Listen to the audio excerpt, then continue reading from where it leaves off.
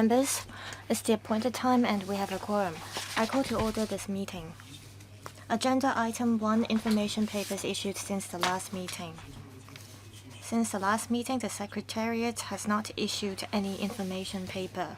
Agenda item 2, latest development of the trade single window. Let me first invite the relevant government officials to join us. Members who would like to pose questions, please press the Request to Speak button.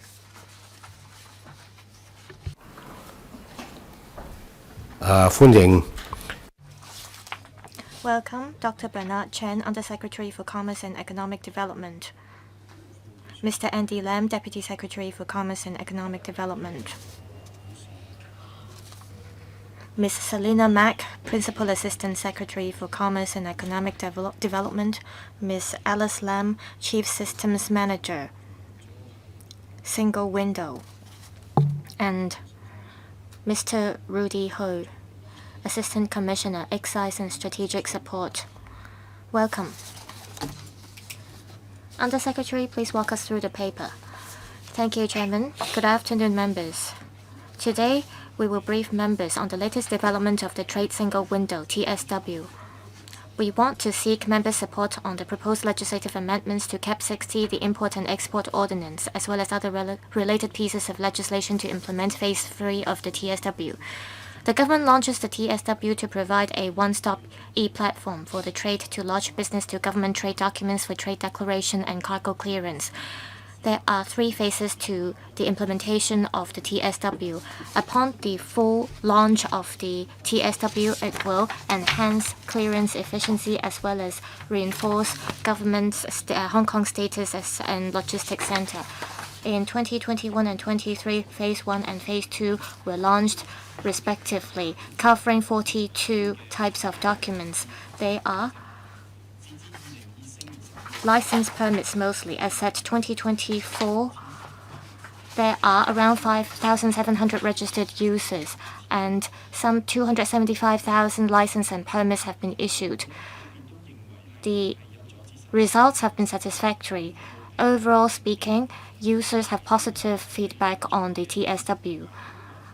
To promote the usage of the TSW, the Customs and Excise will step up publicity, promotion, and training on the TSW to encourage members of the trade to use the platform. On the development of Phase 3, since 2022, when we got the funding approval from the LegCo, we have already completed the tendering exercise, and in February this year, we awarded the contract. Now we are working with the contractor on the design of the Phase 3 system, and we have already started the first phase of the system development. Phase 3 is the last phase and the most complicated phase. It involves a huge amount of documents, including import and export declaration, cargo manifest, advanced cargo information, certificate of origin, as well as dutiable commodities permit. In 2023, we got 102 million of these documents, which is 72 times the total volume of documents in Phase 1 and Phase 2. The Phase 3 IT system will replace the government electronic trading services and the major existing cargo clearance systems, namely the road cargo system, air cargo clearance system, and the sea cargo support system, as well as the related back-end processing systems. We hope that through this system, we can streamline and standardize the current cargo clearance processes of different transport modes. We also want to consolidate all this system into one single system to deal with all trade-related documents. The new system can create synergy, which will benefit consolidation and compilation of documents. This will also benefit the trade. The new system is equipped with the relevant technology, and it can be connected with other TSW. We are going to establish a new and highly automated cargo risk assessment engine in Phase 3 to screen cargo information more efficiently by CNED, which allows us to more accurately identify the risks. This will help enhance the accuracy of as well as efficiency of enforcement actions. For phase 3, there are systems and functions that benefit the trade. For example, we will introduce value-added service providers to help the trade community to submit documents. Phase 3 will allow the trade to provide pre-shipment submission of trade documents. We will also introduce the electronic road cargo manifest to enhance clearance efficiency. We are also going to introduce digitalization of return of licenses service to help reduce carriers' cost.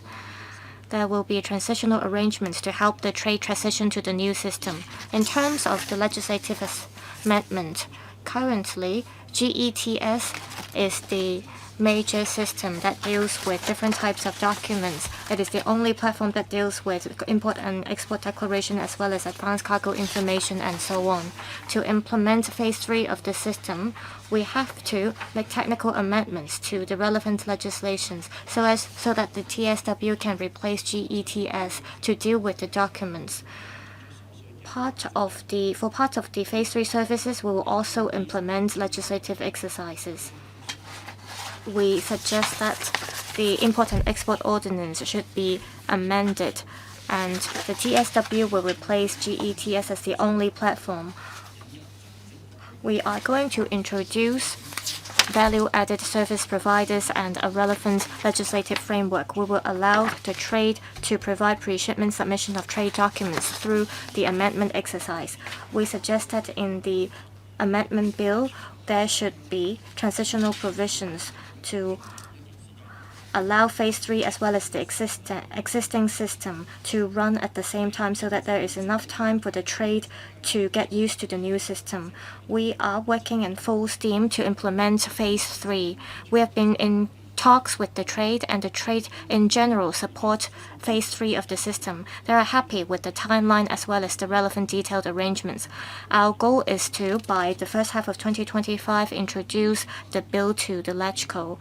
We hope that we will be able to pass the bill within 2025 so that phase 3 can be rolled out in batches on schedule from mid-2026 onwards. We hope that members will support the legislative proposal.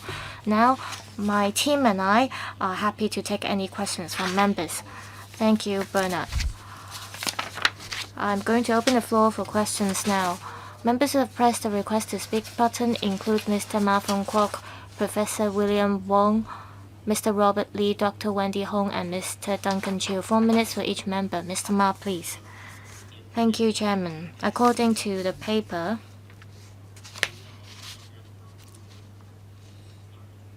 in 2023, the total volume of documents involved was around 102 million. And so far, we have 5,700 registered users and some 200,000 applications.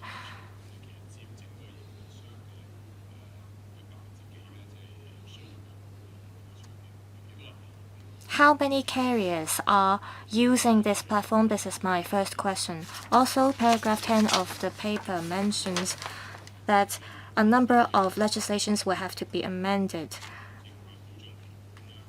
They include the government certificates of origin ordinance. My question is, after the implementation of phase 3, will the business associations have to amend or revise their charters or article of associations? Thank you for your questions. We have some 5,700 registered users now. For phase 1 and phase 2, the total number of users is about 8,000. So we have reached out to quite a number of users, and we encourage the trade to use the platform. For phase 1, the number of users exceed 90%. For phase 2, it was launched in December last year only, and it's been launched for less than a year. So in this regard, we have been through publicity, promotion, and training, encouraging those who are using the government electronic trading services to switch to the TSW.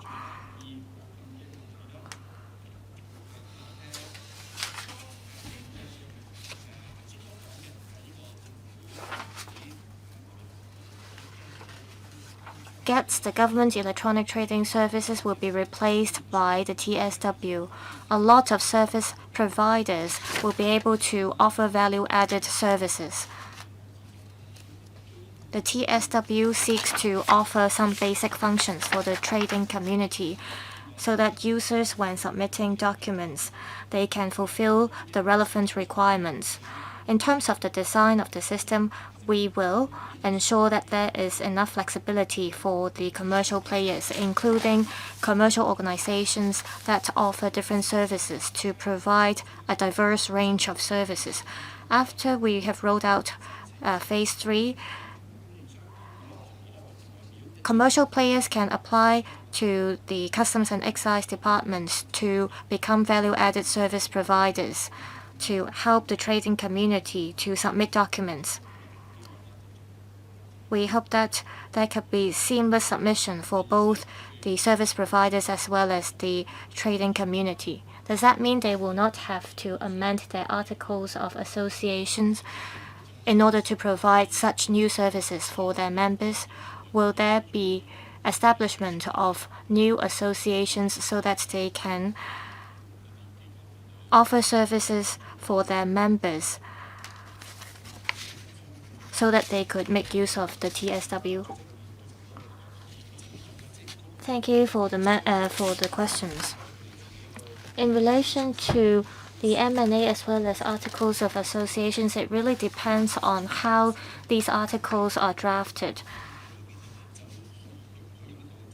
Under our legislative framework, we will allow commercial players to register with the CNED to become value-added service providers. For individual business associations, if their articles are drafted in a general terms which allow the associations to provide services for the trading communities,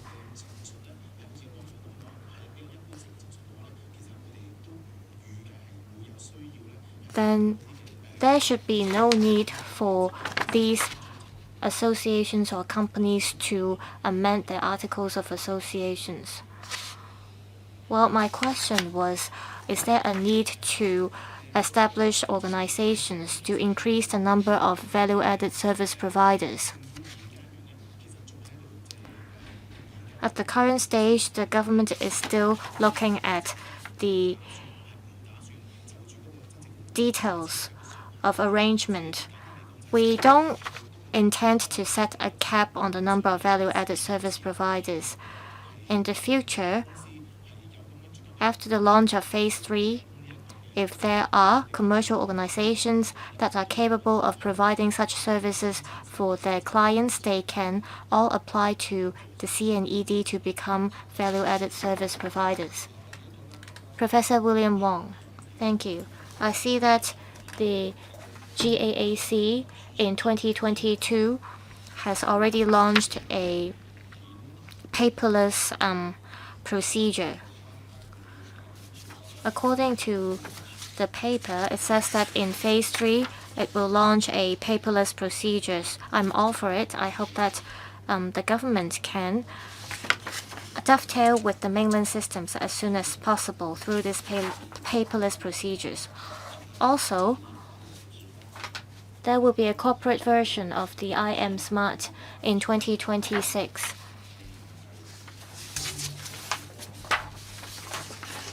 Is this TSW connected to the corporate version of the IM Smart? If that's the case, it will encourage more people to use the IM Smart system. Undersecretary.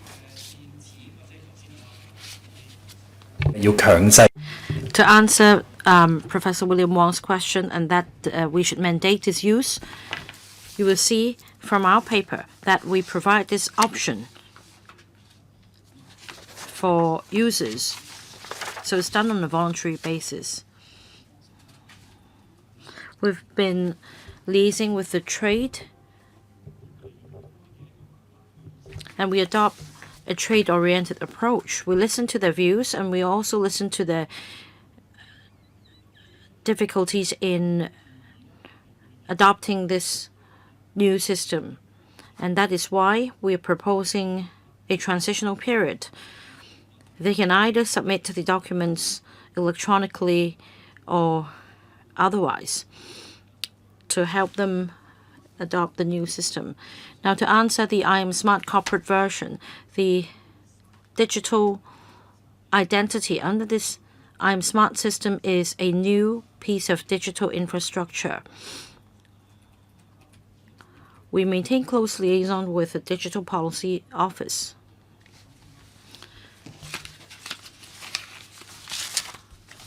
We strive to keep things flexible whilst designing this trade single window.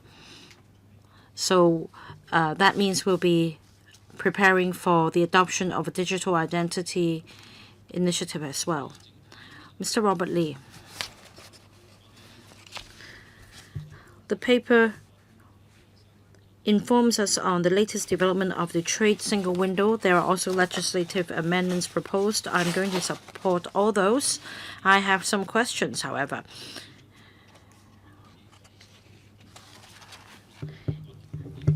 The TSW will replace GATS as well as other systems manned by the CNED, and according to the paper, in Phase 3, the documents to be processed will increase multiple-fold comparing to the volume in Phases 1 and 2. I want to know whether there is any backup plan. We're going to spend $1.446 billion on developing the system. So my question is, in signing the contract with the service provider, will contingency provision be set aside so that this remainder can be deducted in the event of any fault or non-compliance on the part of the contractor? My next question is about connecting the TSW with other similar systems around the world.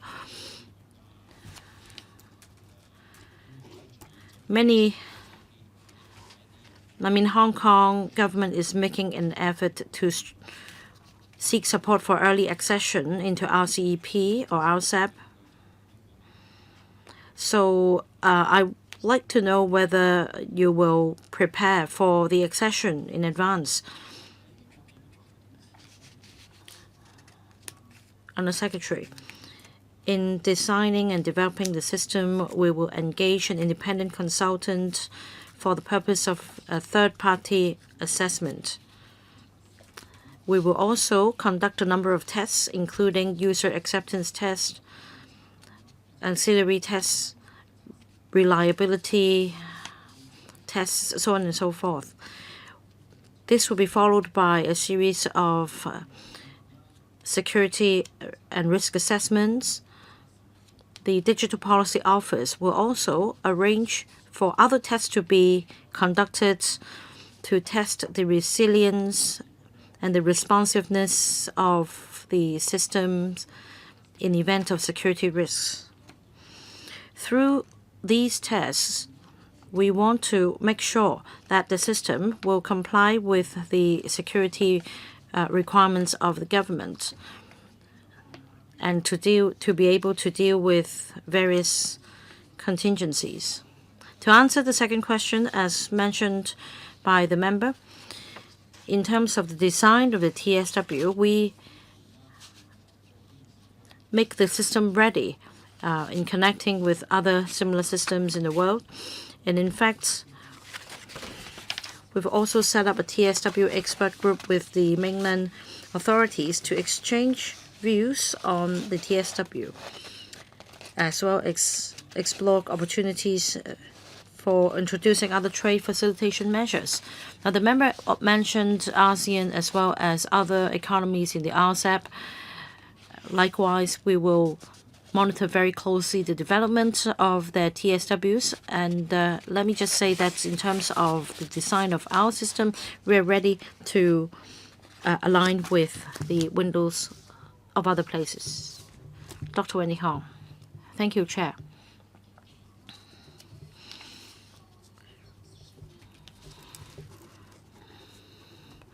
A trade document submission in Hong Kong is done by post-shipment declaration. That means documents will only have to be submitted within 14 days after the shipment has been made, and this has created a competitive edge for us. Our customs and excise have always been adopting a rather relaxed approach in this regard, and that is why we are one of the freest economies. I understand that we're now shifting from a post-shipment declaration approach to a pre-shipment one, and this is a major change because this will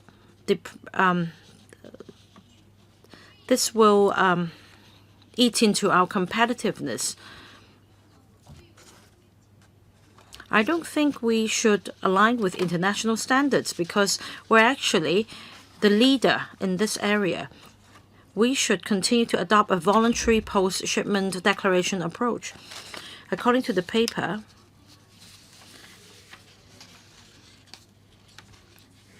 for this TSW, we will leverage on artificial intelligence and big data analytics so as to conduct a cargo risk assessment. Now, this is done on a pre-shipment basis, and the paper also refers to the submission of trade documents pre-shipment. I want to emphasize that we should keep things voluntary for traders. We should not mandate them to submit documents before the shipment because this is our major advantage. And also, my next question is this. The paper refers to the fee levels in phase 3 of the TSW, and that you will recover costs. Now, is the position the same now? Because accordingly, the costs of processing documents should come down and the fee levels should come down accordingly. So are you sure that you'll be able to recover the service costs? My last point is this.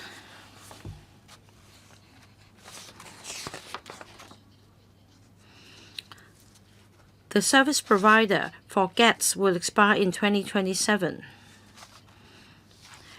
The phase 3 of the TSW will be commissioned in the second half of 2027. And then for a period of 6 months, the trade can either use GATS or TSW phase 3. Now, my question is, what if there is a delay in rolling out phase 3 of TSW? Is it possible to extend the transitional period so that the trade has more time to adapt to the new arrangement? Under Secretary. Thank you, Dr. Wendy Hong, for her questions. To answer the first one, in implementing the trade single window throughout all 3 phases, we have always adopted a user-oriented approach. And we also mount publicity to encourage users to get on board. The member referred to customs declarations and cargo clearance, and indeed, Hong Kong has always been in the leading position. Since 1997, we have been using GATS, and that's a government electronic trading services. Under this system, users could submit documents electronically. So the government has been doing a good job, and we've built a very good foundation. And on this basis, we are taking things further by introducing the trade single window. We'll take this opportunity to revamp the cargo clearance systems and as well as the back-end processing systems. Many of these systems were commissioned a decade or even 2 decades ago.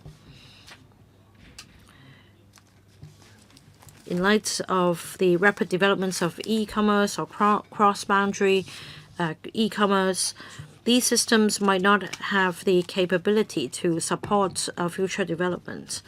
Now, as for the voluntary adoption of TSW, we'll continue to liaise with the trade and we'll try to resolve their pain points. Now, to answer the second question on costs, our established policy in setting the level of fees is to recover the relevant service cost of document submissions through the TSW. We consider a number of factors, including the effectiveness of trade facilitation, the existing fee levels, as well as the views of the trade.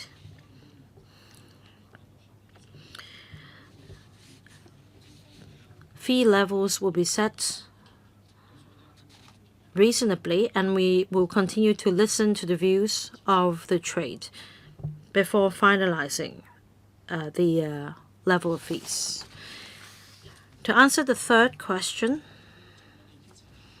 TSW and GETS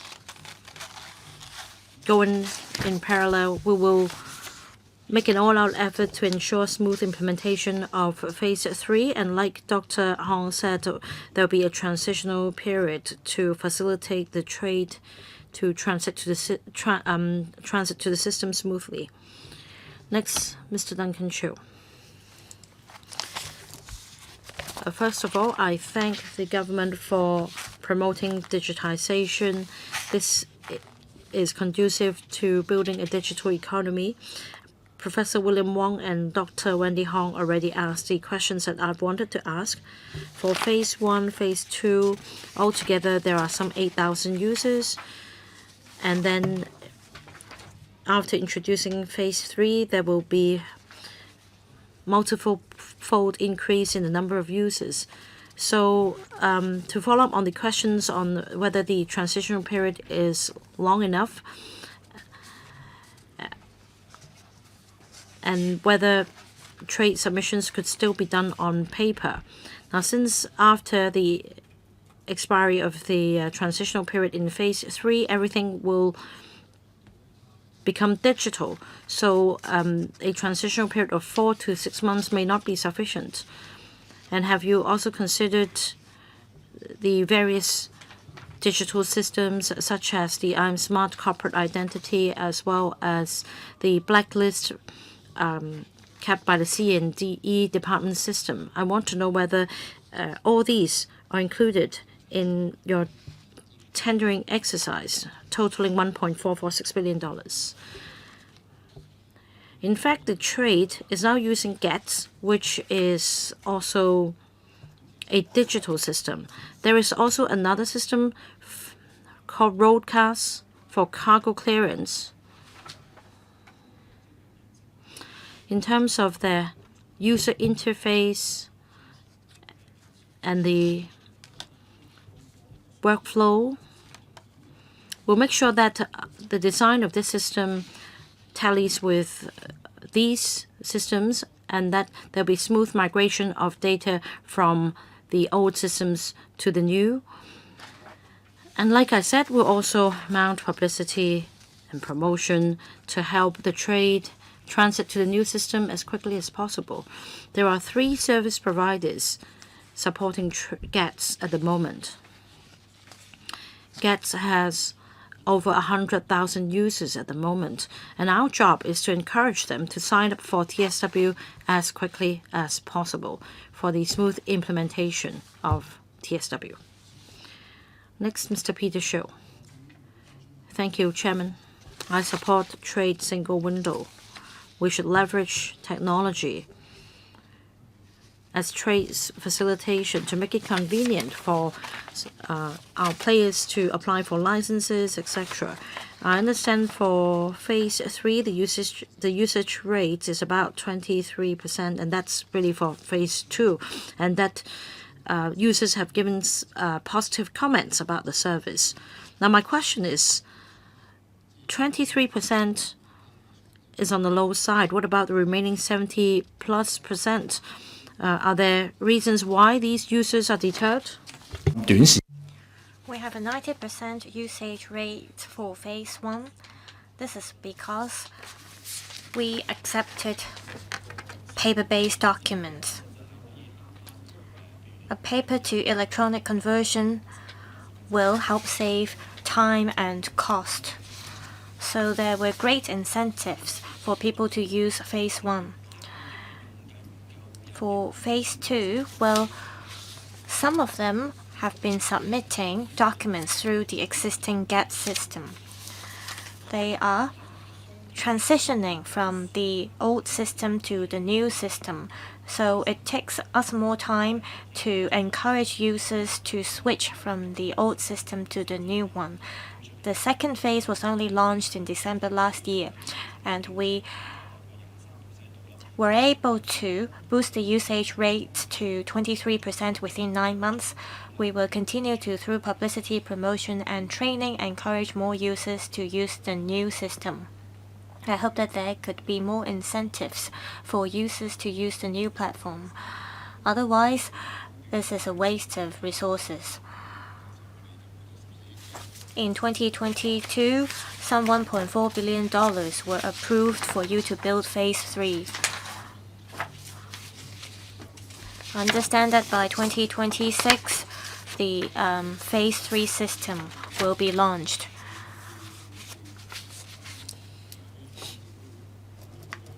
After phase 3 is launched, how much manpower within the government could be saved?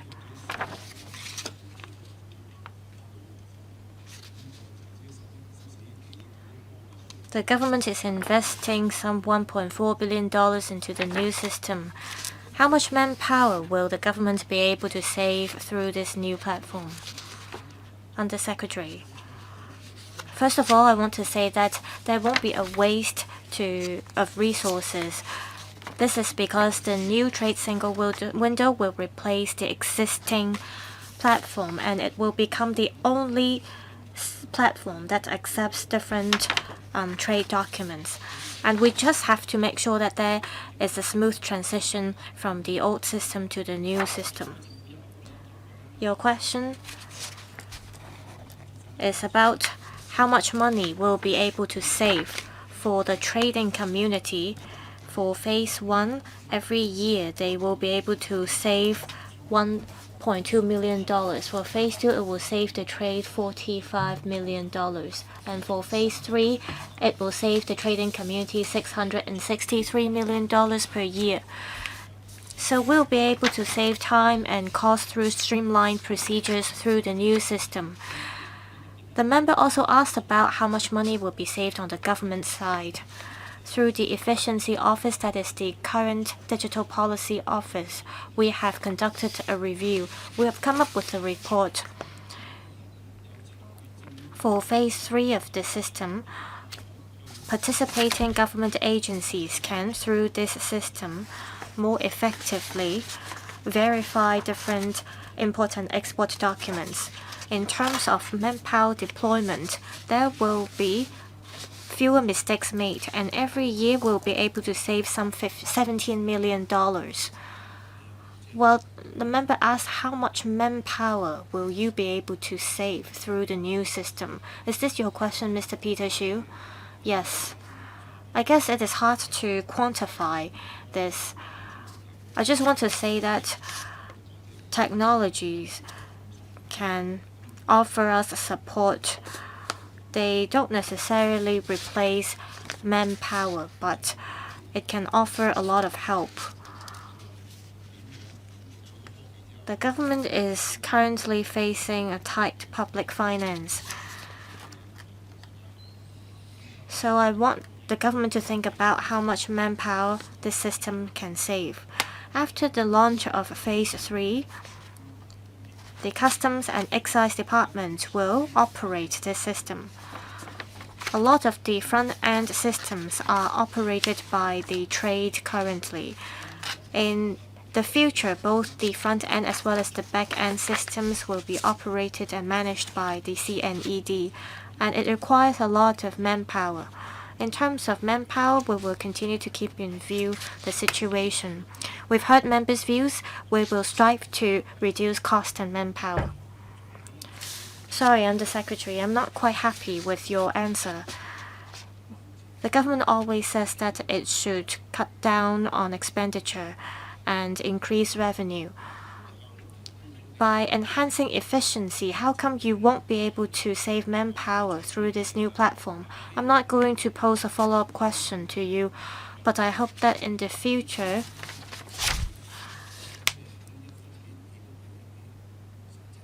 if the government is to offer such proposals, it can think about how much manpower and time it can save through these new proposals and systems. Mr. Edward Leung. Thank you, Chairman.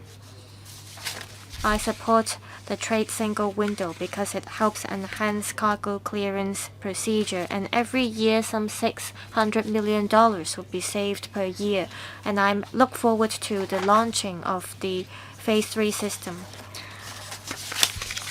According to the paper, the trading community is still submitting paper-based documents. In Phase 3, all documents will be submitted electronically. There will be a transitional arrangement, so there is a period of time where both paper-based documents as well as e-documents will be accepted. According to the paper, the government will encourage the trade to submit e-documents. However, there aren't any specific measures. My suggestion is in Phase 3, can there be a measure allowing truck drivers to submit documents so that they can learn to use the TSW? The government should learn about why the trading community is not switching to the new platform.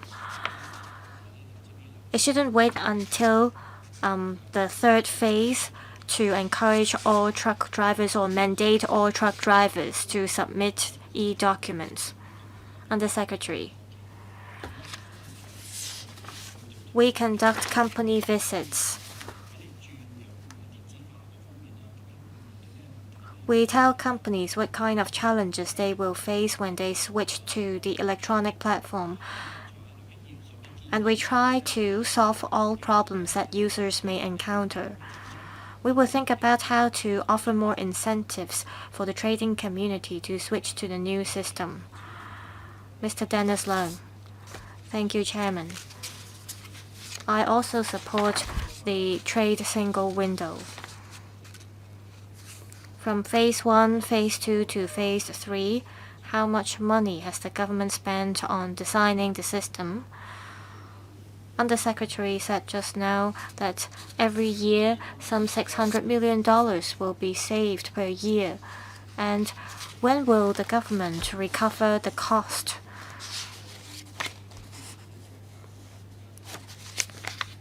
For Phases 1, 2, and 3? Well, how much Phase 3 will account for in terms of the percentage? Also,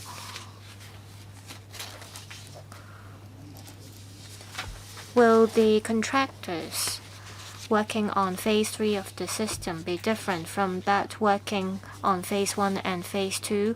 Will there be any interfacing issues? Also, the transitional arrangement will span 6 months.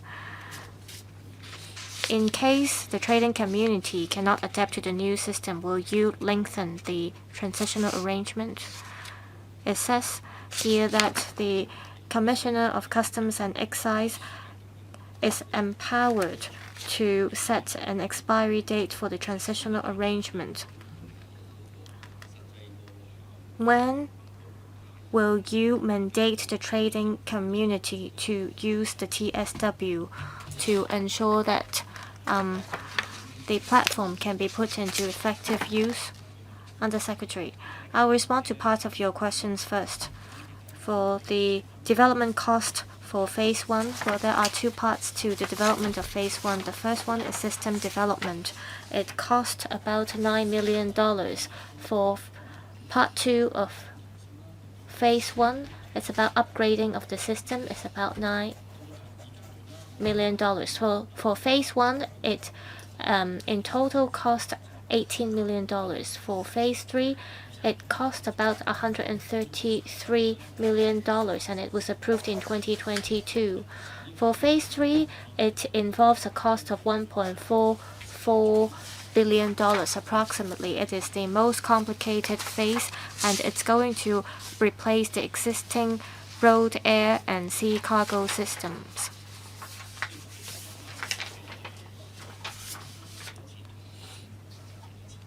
So we've looked at how much cost the system helps save for the trade as well as the government. After the launch of phase 3, every year a huge sum of money will be saved for the trade. So the trade in general is supportive of the new system, and they also support the launch of phase 3. Yes, Andy.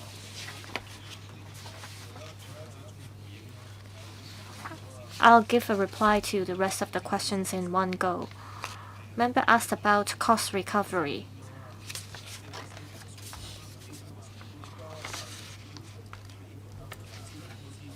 We don't look at the capital cost only. We look at the operating cost per year. In terms of the fees we charge every year, will that be enough to cover the yearly operating costs? That's what we look at. So, as long as the system keeps running, there will be an operating cost incurred. That means the operating cost will be covered. The phase 2 contractor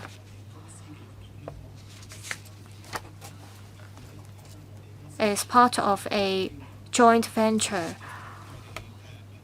that runs or that helps develop phase 3.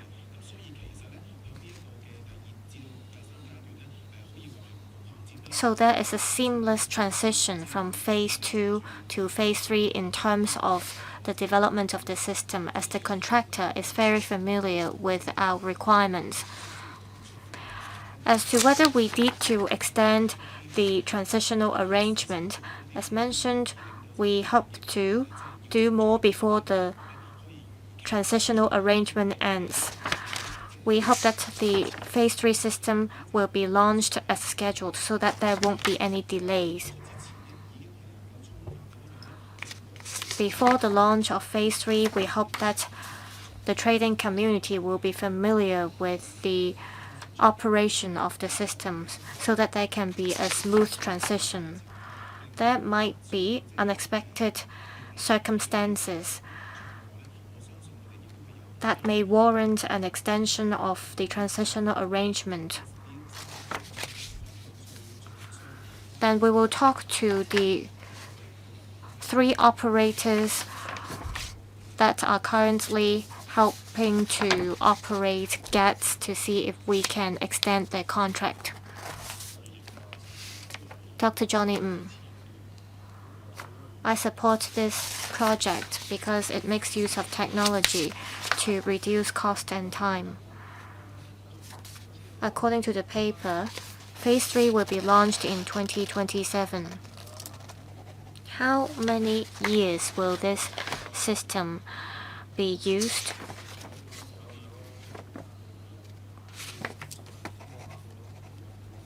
Are there any costs to the daily repair and maintenance to the new system?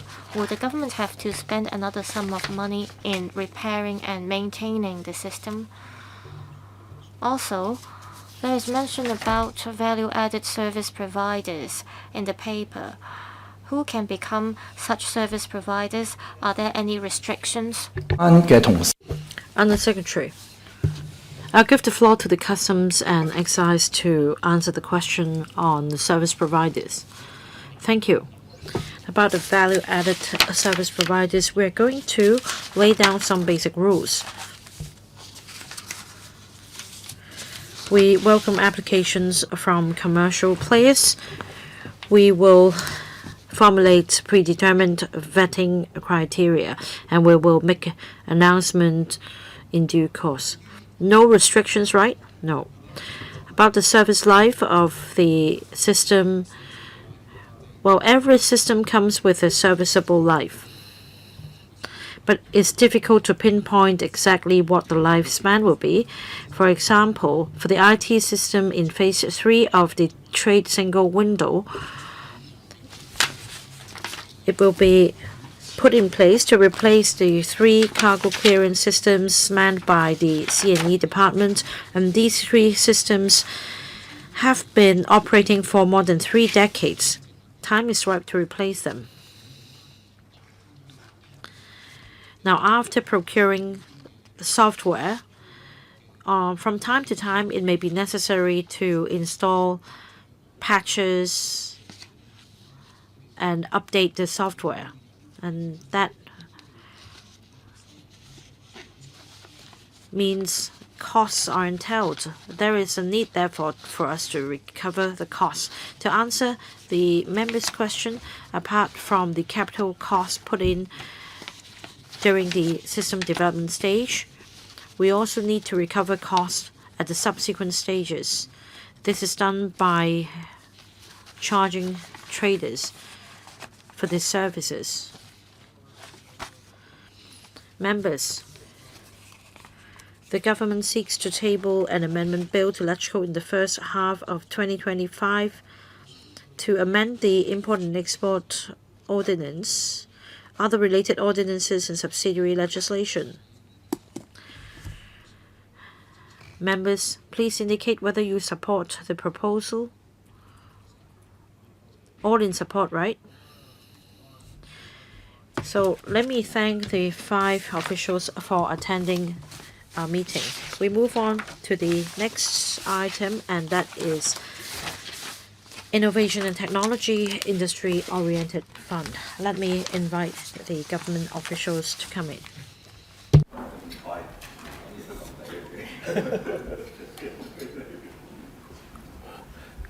取消咗再撳過啦，係嘛？你抗議係嘛？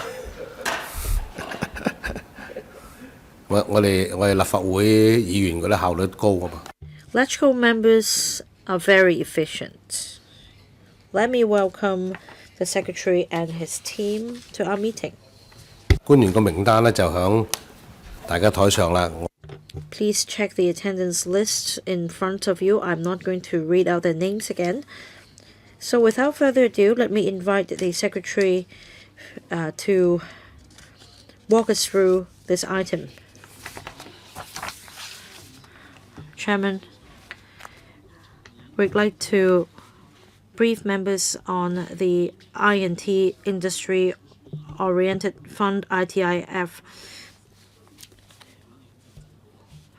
This term of government is committed to adopting an industry-oriented approach and has formulated a series of policies and measures to deepen collaboration among the government, industry, academia, and research sectors. For example, last year we rolled out the $10 billion Race Plus scheme, and this year we've also launched the $10 billion new industrialization acceleration scheme. In terms of commercialization of R&D outcomes, we need input and investment from the market as well. Our target can hardly be met solely by government contribution, and that is why in Policy Address 2024,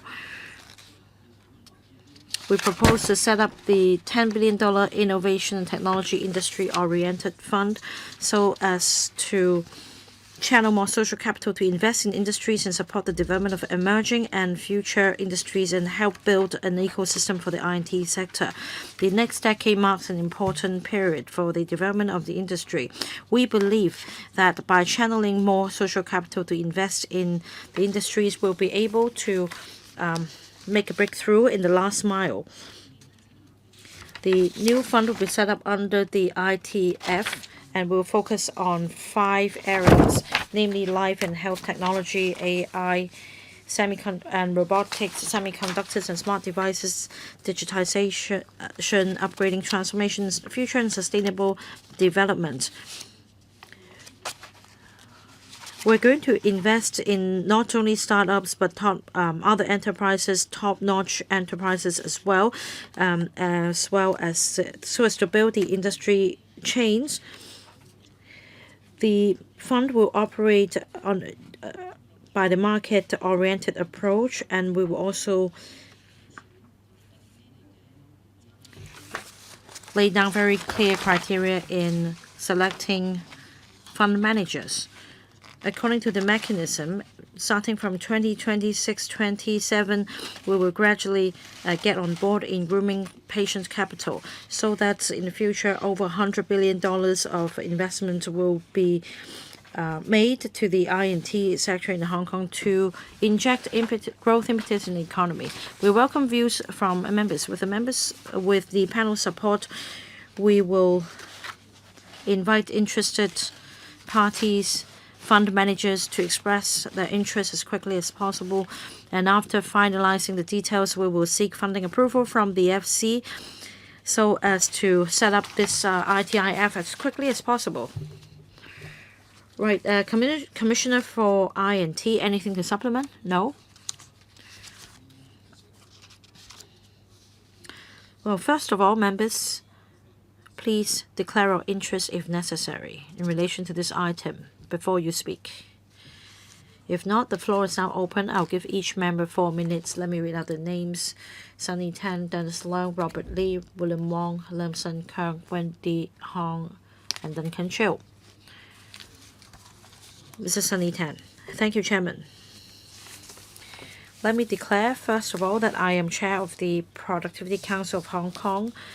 I support the setting up of the $10 billion Innovation Technology Industry Oriented Fund, or ITIF. This can definitely help support the development of emerging industries and help support the national development strategy as well.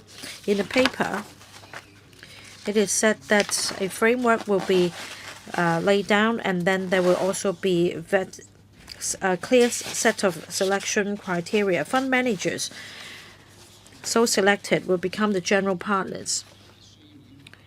Exactly what this selection process entails, I'd like to have more details. As I understand, we have very good fund managers, managers of venture capital. These are the stars. They are the celebrities. They help Facebook and other startups. So they are very popular among startups. How would the government invite the fund managers proactively to join us instead of waiting for them to apply? I'm sure you have to look at the track record. But on top of that, it is very important that we consider the network in the industries as well. My next question is on the fees for the fund managers.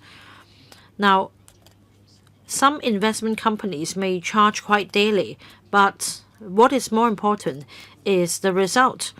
I think it's entirely all right if they impose a very high level of fee, and as a result, they're able to deliver.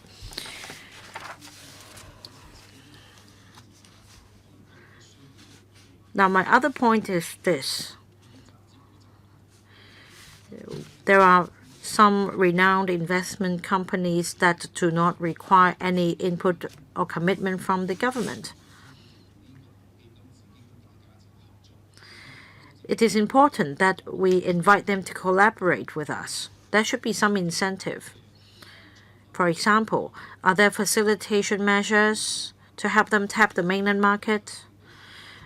Or, for example, to help the startups go global more quickly, so that with the government's support and leveraging on the fund, these startups will benefit as well. Thank you, Chair. Thank you, Member, for the questions. The ITIF is set up with the objective of leveraging on market capital and social capital. We need to channel the social capital to invest in industries. We also leverage on the professional fund managers in the market, as well as their expertise. Now, as you mentioned, selecting the right fund managers is of utmost importance. They play a very pivotal role in the investment framework as a whole. We are going to enlist fund managers that have good reputation and track record in the market, and they will help us. I mean, these investment institutions or investors will also help us find the right professional managers. And like you said, apart from GP, the fund managers, which will be very proactive in inviting the quality ones, will also attach importance to LPs as well. We want the capital to be channeled to the right industries. That means we need to find the right fund managers to manage the fund, and the right LPs will help us find the right fund managers. These details will be announced in due course. Next, Mr. Dennis Lau. Thank you, Chairman. I'm concerned about the government's expenditure on I&T. My concern is that we need to make sure there is a reasonable return, especially in terms of intellectual property. And I think my point was supported by Chairman at the last meeting. Now, I put questions to the government on a number of occasions, and I welcome the setting up of a $10 billion innovation technology industry-oriented fund. This fund is set up for the purpose of making investments and not only for providing funding support. Through this fund, we will look for investors in the market for with potential to support the development of the industries. I'd like the government to give me more information about how this fund is to be run and managed, because only with good management would we be able to have good yields. Now, yesterday we discussed managers.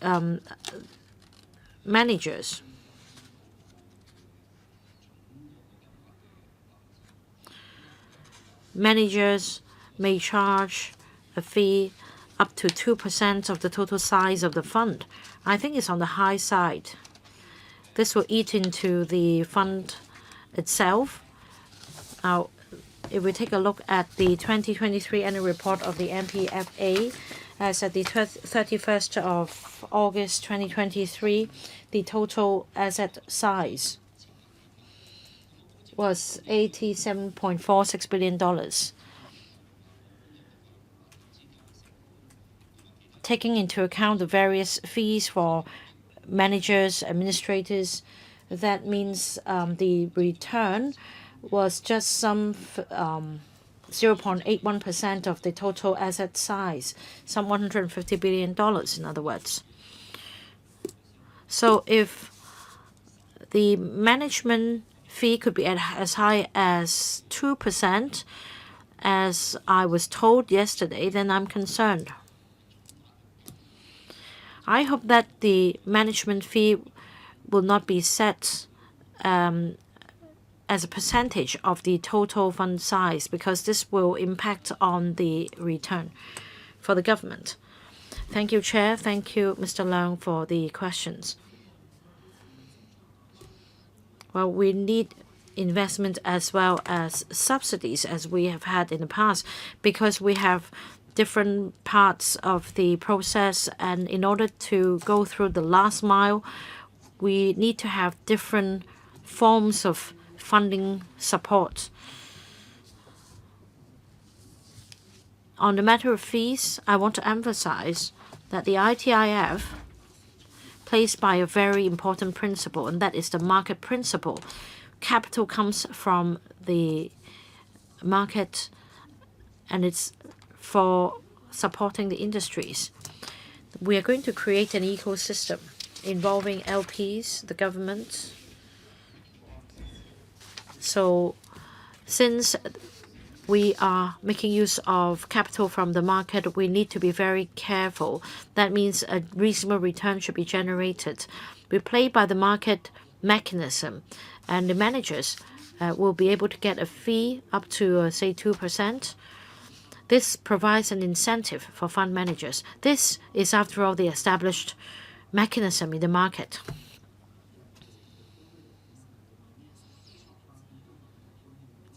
As to how a reasonable return is guaranteed despite the high level of fees, we need to design a good investment framework, and we have put it forward. We have taken into account various factors.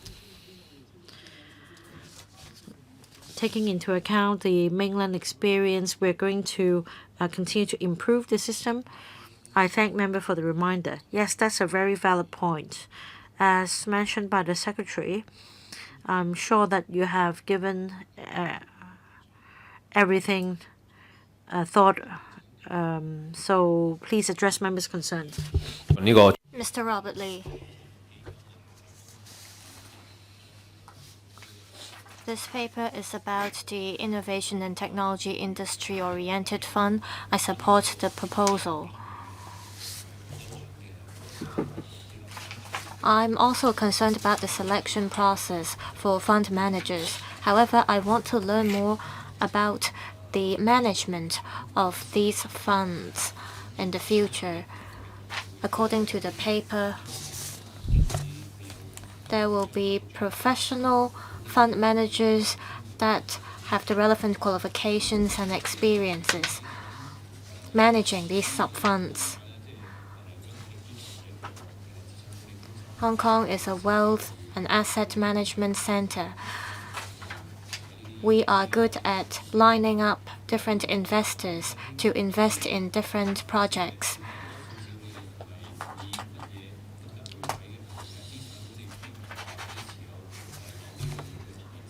Do you look at the fund managers' experiences in terms of the scale of asset they have previously helped manage? We don't want to set a threshold that is too high in selecting the fund managers. We have Chinese-funded enterprises as well as overseas and local enterprises in Hong Kong. We need to make sure that the sector can play its role effectively. We want to adopt an open mind.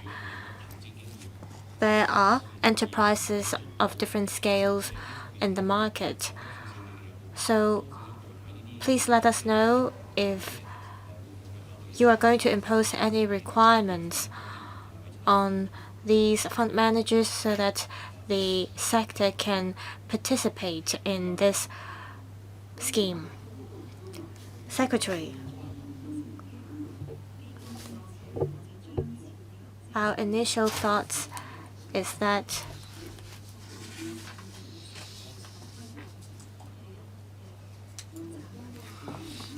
there are some financial products that are regulated in Hong Kong, and we want these fund managers to have the experience of having managed some of these products before. We want these fund managers to provide success examples. They should have the personal network so that they can bring in INT enterprises to come to Hong Kong. They should also have legitimate funding sources to respond to fundraising for the sub-funds. We are going to set up a steering committee. The steering committee will recommend certain fund managers to help manage the funds.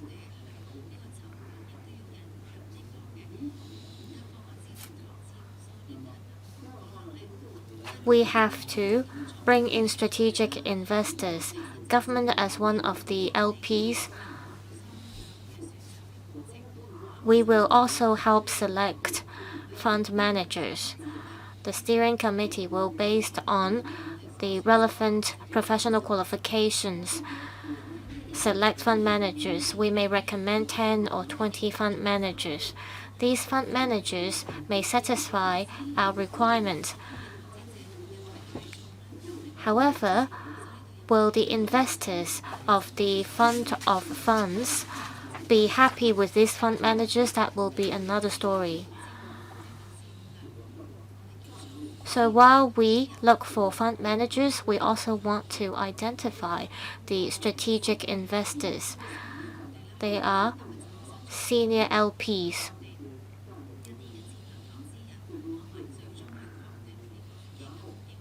So we will identify the right strategic investors as well as fund managers. And these fund managers will help manage the sub-funds coming from the fund of funds. Professor William Wong. I support the setting up of the ITIF. The government has been in a difficult fiscal position over the past few years. Still, it's willing to allocate resources to set up this fund. We had the Race Plus scheme, we had Inno Hong Kong, and each of these projects cost $10 billion.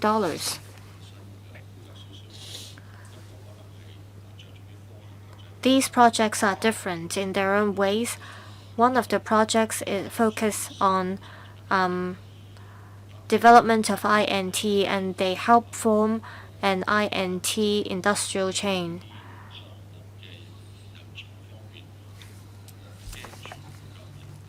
I'm concerned whether we have the right talents to manage these projects. If we don't have the right talents, there might be delays in terms of following up as well as on handling these projects. Will you expand the manpower of Innovation and Technology Commission?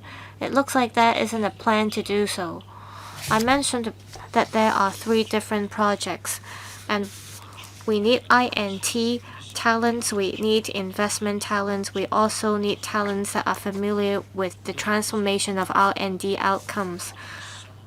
We also need talents familiar with physical science, for example. So I'm concerned about the management team of these projects.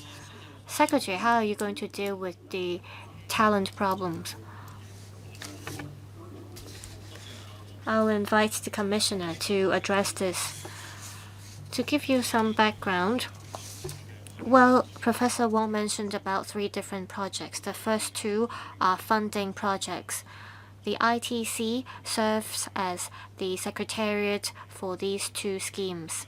We look at the pros and cons of the different projects under these 2 schemes. For this particular ITIF fund, we are adopting a market-oriented approach. In terms of selecting projects as well as identifying investment partners, we rely on the investors and managers to do so. Of course, the ITC also has a role to play. We are currently reviewing our manpower. If need be, we will look for more resources. We might need talent who is good at managing funds or managing INT businesses. So we will add new manpower if there is a need. Thank you, Commissioner. Understand where Professor Wong is coming from. We have a couple of funding schemes, and the ITC is now reviewing the manpower availability.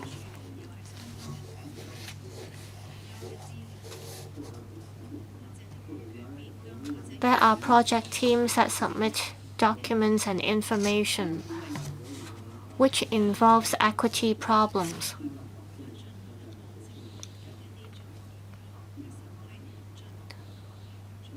We're trying to vet and approve the relevant projects under these funding schemes so that the institutions involved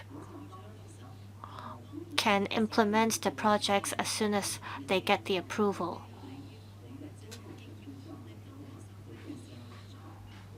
We are gaining experience from these funding schemes. In the future, we will see whether the investment teams will be able to implement the targets. There was an ARF in the past, and it sort of died down a few years later after it was established.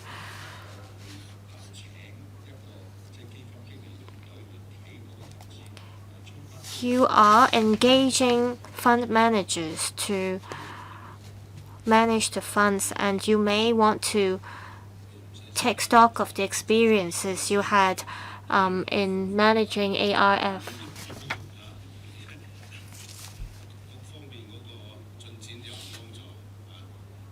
I think the government should take note of Professor Wong's comment. Mr. Ambrose Lam. Paragraph 4 of the government's paper mentions about the successful example of the mainland, and there are some 2,000 government guidance funds with a commitment size of about 7.13 trillion RMB. This helps promote new productive forces and create jobs.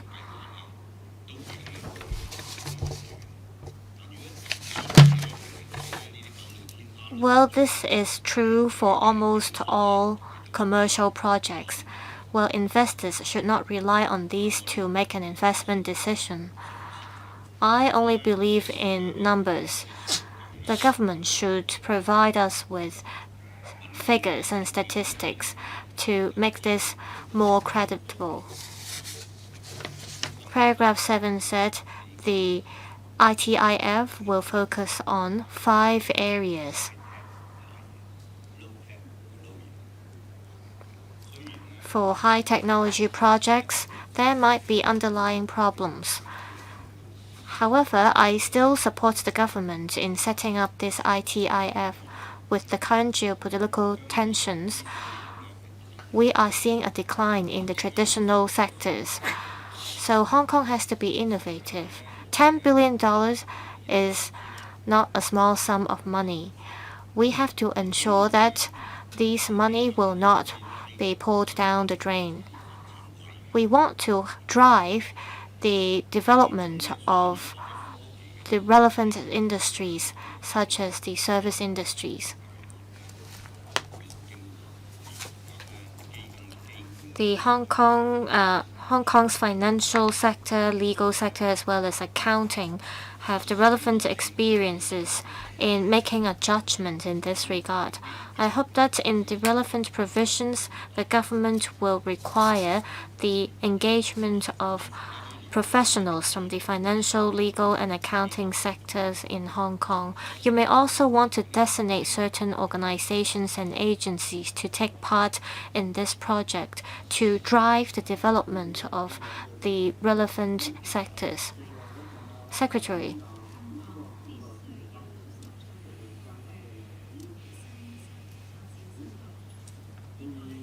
We need to identify new growth drivers in Hong Kong. While we leverage on the existing advantages and strengths we have to create new edges for ourselves. The ITC has been promoting the development of the INT sector, and this is an important mission they need to shoulder. You mentioned that there might be underlying problems as we strive for high technology development. Well, we will take note of your comments. Hong Kong is an international city.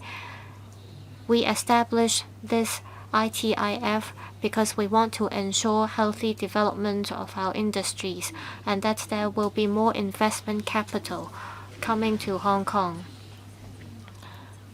We have our own strengths, and we also have a group of elites that help us manage these sub-funds, and we want them to help expand these funds for us, and we cannot rely on 1 or 2 persons to do so. we need talents from Europe and the US. Of course, we will prioritize the financial and legal professionals and talents in Hong Kong.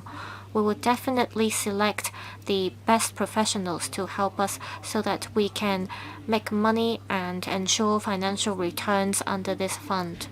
So the government as well as investors, they have to work together. We all know what we want, and the government doesn't want to see a loss either. We hope that through this mechanism, we'll be able to ensure a good development. Dr. Wendy Hong, Secretary. In recent years, the government has been very active in taking the lead in promoting the I&T development, and we also have different investment tools to channel social capital to the I&T sector. We set up the Hong Kong Investment Corporation 2 years ago. The Hong Kong IC 2 weeks ago announced details relating to the CIES, and that is fund managers for the new capital investment entrance scheme. $1.5 billion will be set aside for supporting another fund for startups. And together with this ITIF, a fund of funds will be set up to drive the development of an I&T ecosystem and support the development of industries. Now, there are various funds with different positioning, different objectives. In a way, they compete with each other, and more coordination is needed. Now, my question is this. Will the government enhance coordination among the different funds to avoid duplication, or will the government enhance due diligence checks? For example, when the fund manager enlists an investor and finds the investor more suitable for another fund, will there be a referral mechanism?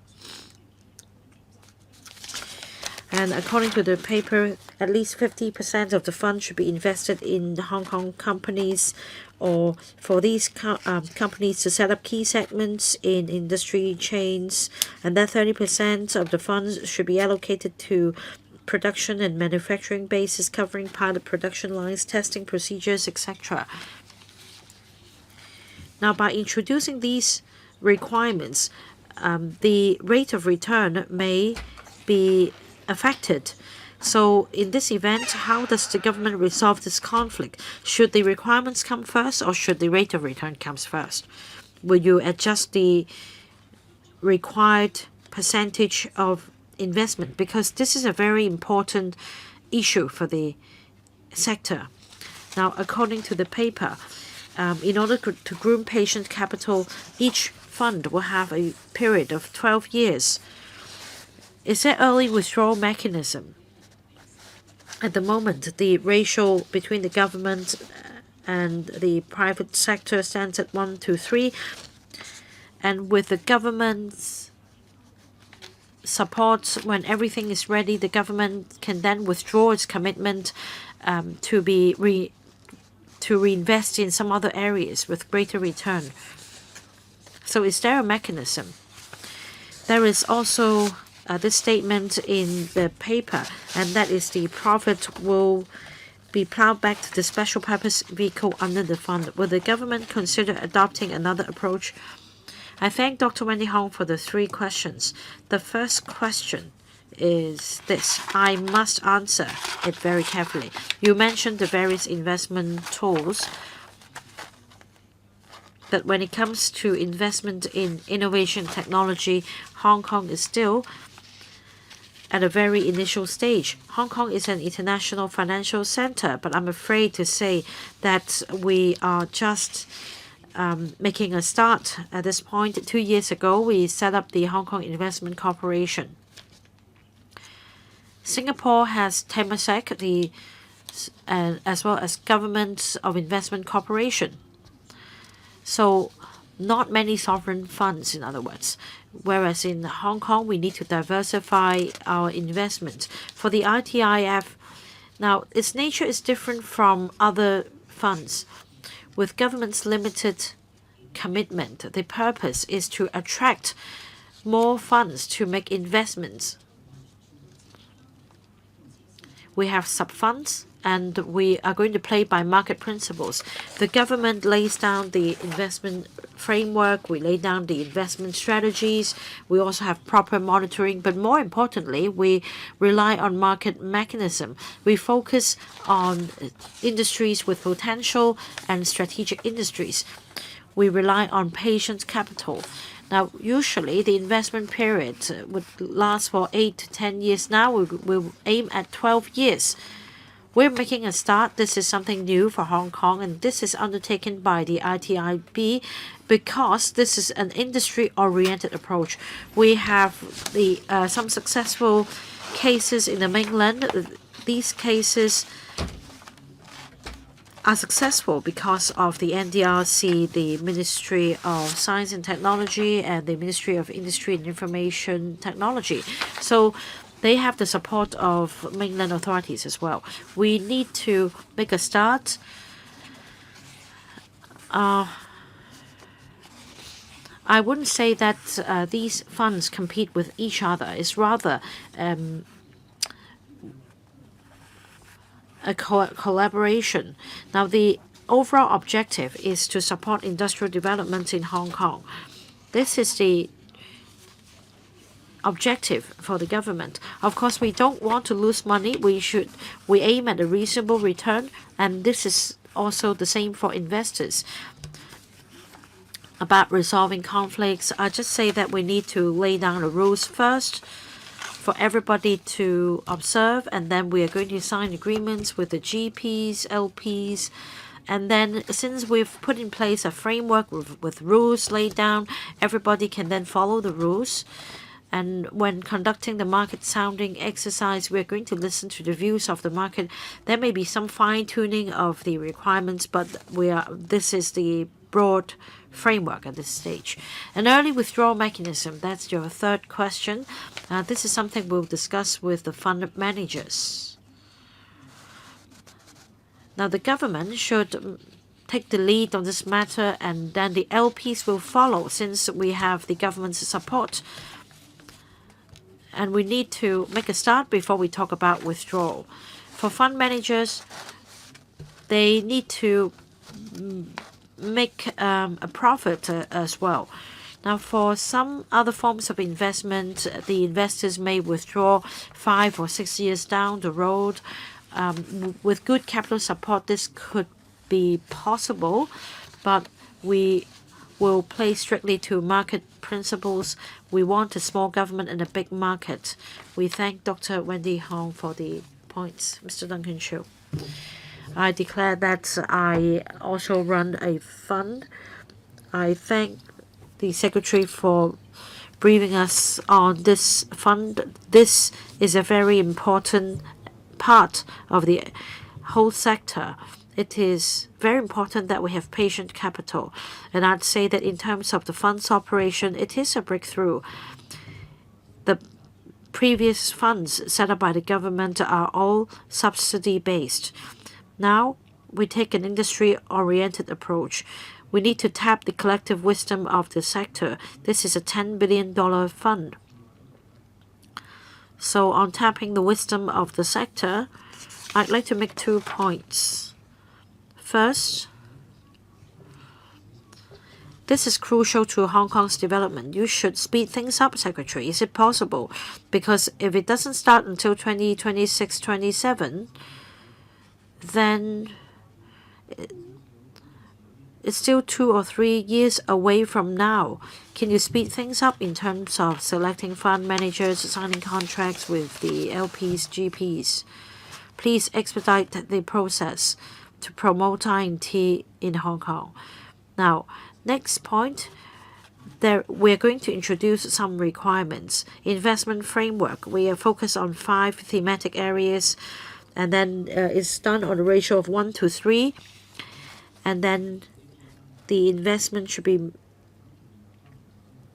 made locally, and it also comes with investment period.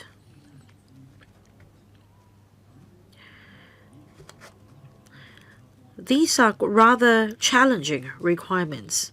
Now, the capital market outlook is not that good. Next year, are you optimistic that investors will accept all these requirements? Is it possible, subject to the consideration of the steering committee, that we do away with some of the requirements? For example, I'm not able to amplify or expand the capital size, but I will be able to bring in 10 more such players. Is it possible to relax the rules, in other words? Well, of course, this framework is well prepared. We need to make sure that it's money well spent. We should be careful when spending public money. But instead of asking the fund managers to observe all these requirements, is it possible for the steering committee to consider accepting the fund managers even if they're able to meet some of the requirements? If they are able to drive investment and bring in more investors, then in the future they may be able to expand the capital size by more than 3 times. Secretary. Thank you, Chairman. Thank you, Mr. Chiu, for the questions. You asked me to speed things up. I'd say that we're going as quickly as we can. We started from the drawing board, and we've come to this panel at the earliest opportunity to brief members on this fund. Now, by the middle of next year, we'll be seeking approval from the FC, and then we will be inviting LPs and GPs to join us. That means our target is to commission the fund by April 2027, and I'm keenly looking forward to it. Now we're going to spend $1 billion or so every year for 6 or 7 years to come, having regard the fiscal position of Hong Kong at the moment. Now, to answer your next question, we want to make sure that the investment size will be increased. That means at least $40 billion, and we should go beyond that. Apart from laying down the investment framework and making a commitment, the government is also working on different fronts. For example, selection of fund managers. We want to be able to pass on $10 billion to the fund managers for operation. Attracting strategic investors. Now, this should happen at the early stage during the fund of funds stage. These investors would be strategic investors as well as strategic partners of the government. Now, we have contacted a dozen to 20 such candidates. Now, let's say adopting a ratio of 1 to 3, we're talking about $40 billion, and then going down the pyramid, we have the sub-funds, and then we can adopt a smaller matching ratio, 1 to 0.5, and then altogether, we can get as many as $100 billion. We're not only exerting pressure on the GPs. The government will continue to be proactive. Mr. Johnny, I declare that I am involved in investment funds as well. I have some questions, but let me first state my support for this item. Like other members said, this is a breakthrough, especially in light of the current market sentiment. I think the government's participation will certainly help drive the development. I fully agree with what the Secretary said. He emphasizes that the government should play by the market principle. Now, I see there are requirements, for example, the companies should set up production lines in Hong Kong. But if apparently setting up production lines are more costly in Hong Kong, then these companies will be less competitive. as far as investors are concerned, they have the eye on return only. So how do you strike this balance? And then the next point is that although we have input from the public coffers is after all investment based, and you're going to amplify the effect. So will the government keep the vetoing right in the steering committee if a fund manager doesn't perform up to standard? Because this is an issue close to the heart of the public. 多謝會 I thank member for the questions. Let me invite the commissioner to respond to this.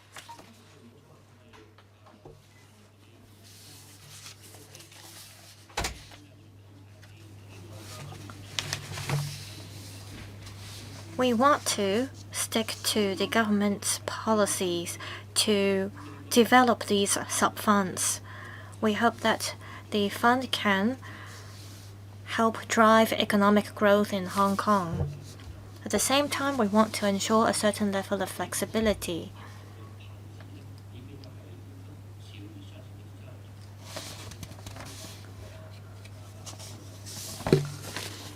No less than 30% of the fund size must be allocated for the establishment and operation of production bases in Hong Kong. Say there are a couple of projects under an investment fund. As long as one of the projects fulfills such requirements, it would be good enough. It's not that all of the projects under one investment fund have to fulfill the criteria. Also, the ITIF is only one tool in the industrial chain. For example, we have the new industrialization acceleration scheme as well as the new industrialization scheme. All these can help drive the development of the industry and help reduce production cost. Member's second question. Well, we don't have a conclusion at this point. We have to talk to the relevant strategic investors and fund managers. We have to stick to the market-oriented approach. Say some fund managers completely deviate from our original framework and vision, then we will terminate the partnership with such fund managers. Fund managers, they have to strictly comply with our guidelines, frameworks, and objectives when they make an investment decisions. If fund managers are able to do so, will it be necessary for the government to have the right to veto in the steering committee? The government only has one vote, and if the other parties also oppose to the relevant projects, then it would bring down the efficiency of this proposal or project. Fund managers have to work together with the government. They are our companions. Professor William Wong and Mr. Robert Lee are waiting to speak. Any other members wish to speak? Will you need 4 minutes? Well, I just want to declare interest. I am a professor of the Chinese University of Hong Kong. I think this discussion item may involve some of the interests. Mr. Robert Lee, I also want to declare that I'm involved in some investment funds businesses. Any other declaration of interest from members? All right. Secretary, I have a question. This ITIF is designed to help our I&T talents in Hong Kong. How can we ensure that we can transform and commercialize our R&D outcomes? We have to make sure that the researches we do will be helpful. We have to transform the R&D outcomes into something useful. How would the government facilitate that? I thank Chairman for the question.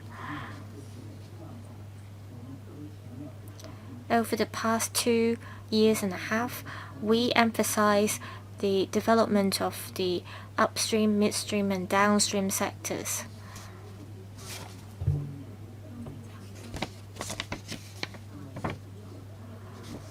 We have been striving to transform R&D outcomes. We spent the first $10 billion in the Raise Plus scheme. This emphasizes the transformation and commercialization of R&D outcomes. It also emphasizes the proceeds and benefits brought by IP. As far as I understand, this Raise Plus scheme has brought about many positive changes. And we have got some 4,700 products under this scheme. This shows that the I&T sector in Hong Kong have been greatly improved. We've got many good R&D outcomes. For example, we have the Inno-Hong Kong clusters in Hong Kong. A lot of the Inno-Hong Kong research centers under the cluster have brought in dozens of I&T startups and enterprises, and a lot of these enterprises have been listed. Also, we have rolled out different measures. For example, in the latest policy address, the new industrialization acceleration scheme was announced. And we also have the 2.0 version for the I&T fund.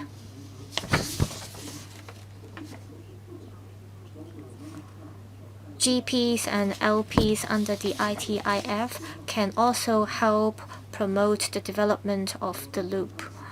We're going to offer different types of support for the I&T sector. The ITIB has brought in 130 enterprises to Hong Kong. Many of these enterprises are startups from the mainland. We believe that in the future, we will see a vibrant development of our I&T industry. I hope that these outcomes will yield results and boost economic development in Hong Kong.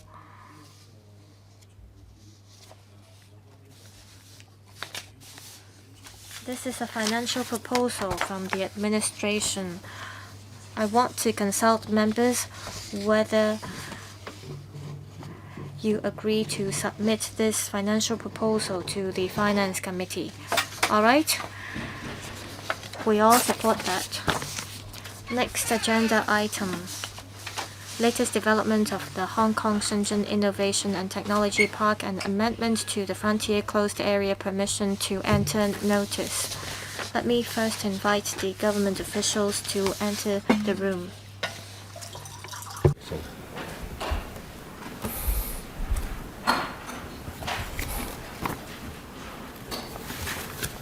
繼續歡迎局長同埋有關嘅官員參加今日嘅會。Again, for this item, we have Secretary for Innovation, Technology and Industry, Professor Sun.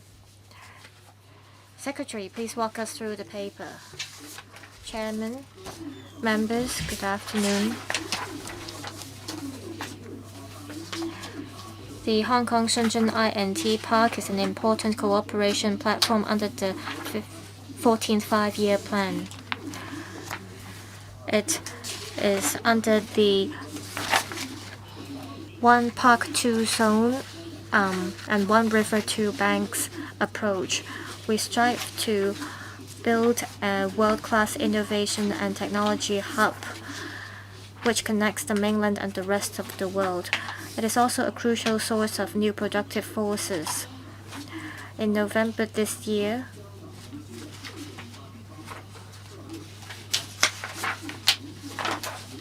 a development plan was promulgated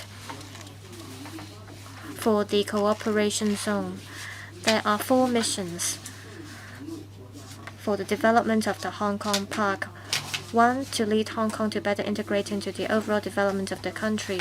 2, to foster new impetus for developing Hong Kong into an international INT center. 3, to promote the high-quality economic development of Hong Kong. And 4, to facilitate the development of an international INT hub of the GBA.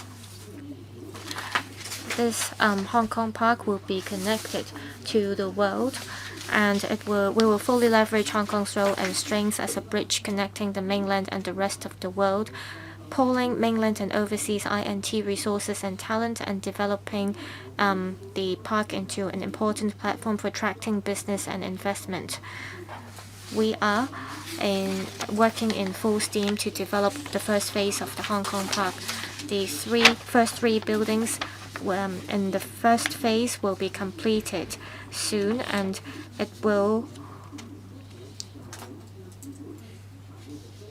there will be different zones, and these zones will commence operation soon.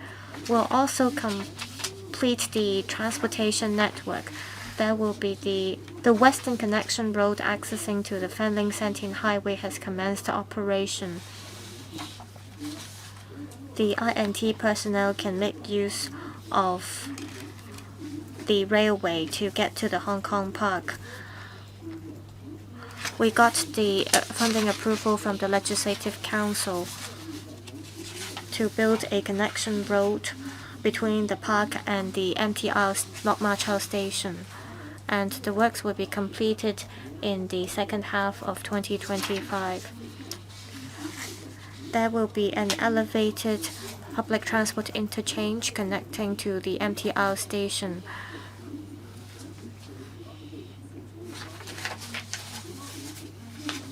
Currently, apart from travelers crossing the boundary as well as the specified personnel, no one can have access to and from that railway station. So we propose to amend Cap 245H, the Frontier Closed Area Permission to Enter Notice. We will allow those who need to commute between Lok Ma Chau Station as well as the Hong Kong Park to be given the permission to enter the closed area. Please refer to paragraphs 13 to 15 for the details. We hope that members will support the legislative amendment. The Hong Kong Park is going to be an international platform. It will pull together international resources and talent. It will help promote new productive forces. My team and I are happy to take any questions from members. Thank you. Now I'll open the floor for questions. 4 members have requested to speak. They are Dr. Wendy Hong, Mr. Dennis Leung, Mr. Edward Lau, and Mr. Gary Zhang. 4 minutes for each member. Dr. Hong. Thank you. We have been discussing the development of the loop for years. I have the following questions. The Lok Ma Chau Spur line is the only railway line that is connected to the Hong Kong Park. We have spent a lot of money to build this Lok Ma Chau Spur line. However, we have been neglecting BCP economy. Lok Ma Chau is an important area. Now Lok Ma Chau has to be put into use, and Lok Ma Chau Spur line is the only line that have access to the Hong Kong Park. Currently, only those given permission can have access to the railway station to get to the loop. We are wasting the land resources, and this also undermines the accessibility to the loop. I hope that the government can review the use of land near the railway station and make use of the sites to develop BCP economy, so that we can open up that area for development. My second question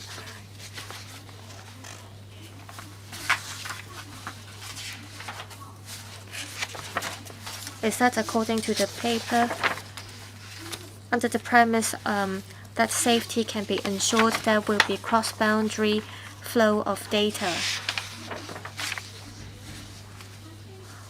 The loop is in a prime location, and there is huge potential for it to be developed into a data center. To develop Hong Kong into an international data hub, we have to collect data, and we have to ensure data sharing between organizations.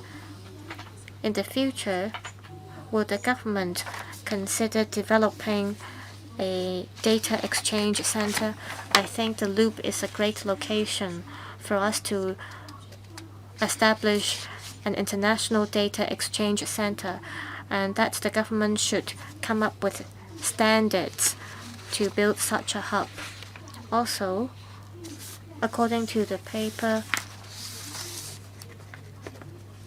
there will be supercomputing facilities in the loop, and if necessary, we will be able to make use of the supercomputing equipment and facilities from the GBA as well. How are these facilities different from the ones in the cyberport? Are you going to raise funds from enterprises to build these facilities?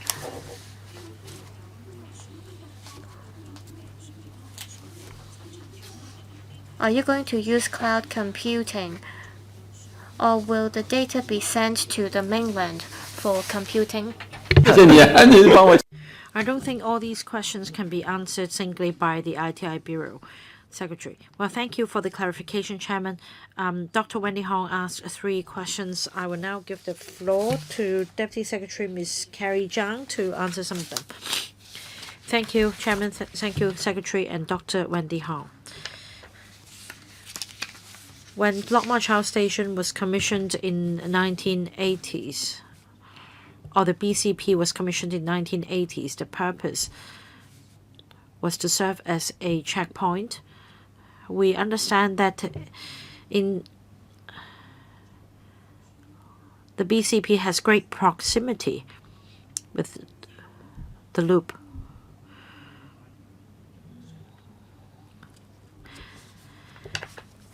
So we want to provide facilitation by granting exemption for personnel who are employees in Hong Kong Park to enter the closed area. And meanwhile, we understand that Dr. Wendy Hong's point is valid, and we'll be discussing with the other departments and bureaus. Let me answer the second and the third questions. I thank Dr. Wendy Hong for the suggestions. Dr. Wendy Hong has talked about free flow of data across a boundary, and that is not true. Over the years, we've been discussing with the mainland counterparts, and we've signed an agreement with the China Cyberspace Administration on data online, and we have, well, you propose to set up a data exchange, but where does the data come from? Is it from the mainland? We're supposed to keep the data for use within the loop, and if we're going to export the data for the purpose of exchange, then the mainland counterparts will surely have reservations. Meanwhile, I agree with Dr. Wendy Hong that we should facilitate the flow of data across the 2 places. This is what our team has been working on. Our country has given us a positive response, and that is why we have begun to promote cross-boundary data flow within the loop. Now, we're going to focus on AI and other technologies, and we need to support the many enterprises which will set up their presence in the 87-hectare Hong Kong Park. That means we need to have sufficient computing power. We have the AI supercomputing center and data centers in the area, and this will help promote development of the loop. We also leverage on the advantage here. The next step is to enhance collaboration in the Greater Bay Area. This is something we need to explore further with the Shenzhen municipal government. I thank Dr. Wendy Hong for the 3 questions. Next, Mr. Dennis Lau. Chairman, this item has nothing to do with the works. It has to do with the operation upon completion of the works. Now, from this picture, I think we are very clear about the design of the roads. And anyway, I have 2 questions. The first one is this. Hong Kong Park is quite remote. It is situated in the loop. So for those living on the mainland, they can make use of the Lok Ma Chau BCP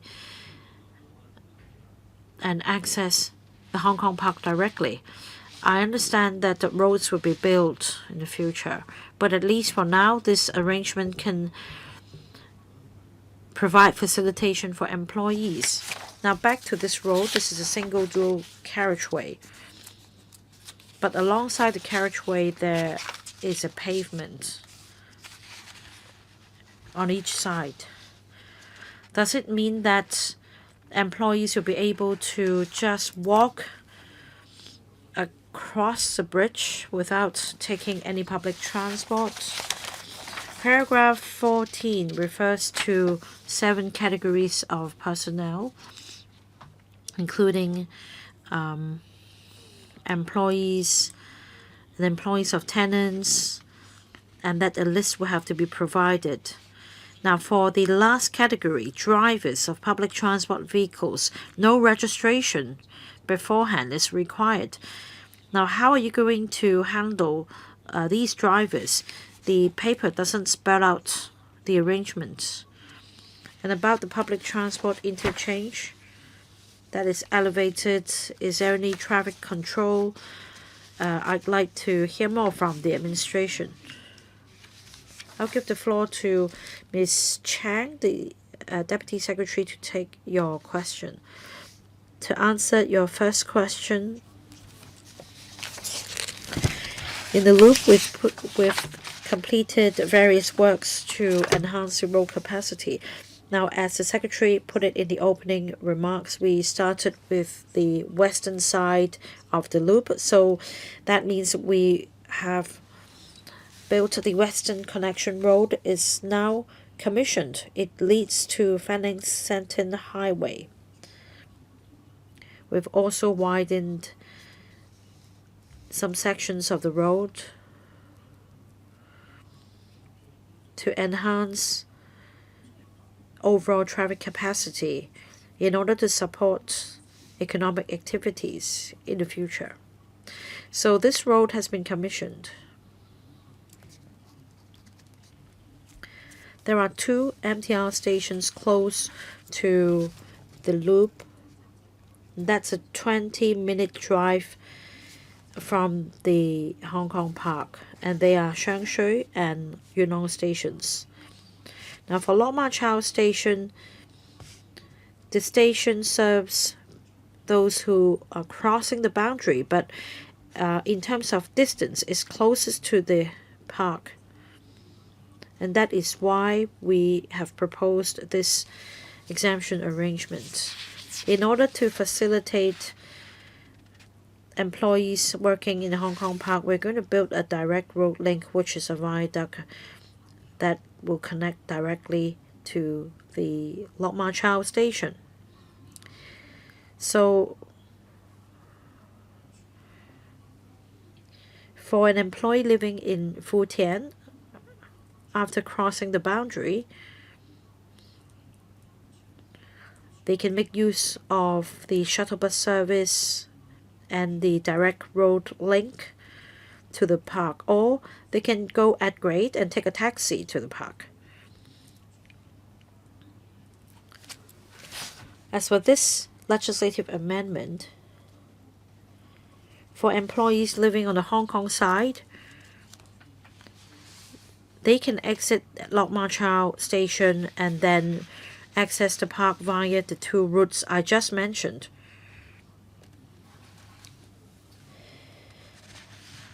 To answer your other question about the direct road link, it is true that we're going to build a pavement as well. So in fact, there are three options altogether. Either you take a shuttle bus or a taxi at grade, or you walk 10,000 steps across a bridge. The third point relates to drivers of public transport vehicles. We haven't spelled out in the paper that a white list is necessary. The reason is that the driver comes with the vehicle. So in a way, the driver's identity can be verified. Say perhaps we're talking about the driver of a shuttle bus, and this is in fact a technical amendment. According to the current arrangement, the shuttle bus drivers are already exempted, and on this occasion we're proposing some technical amendments. Mr. Edward Lau, I have 4 questions.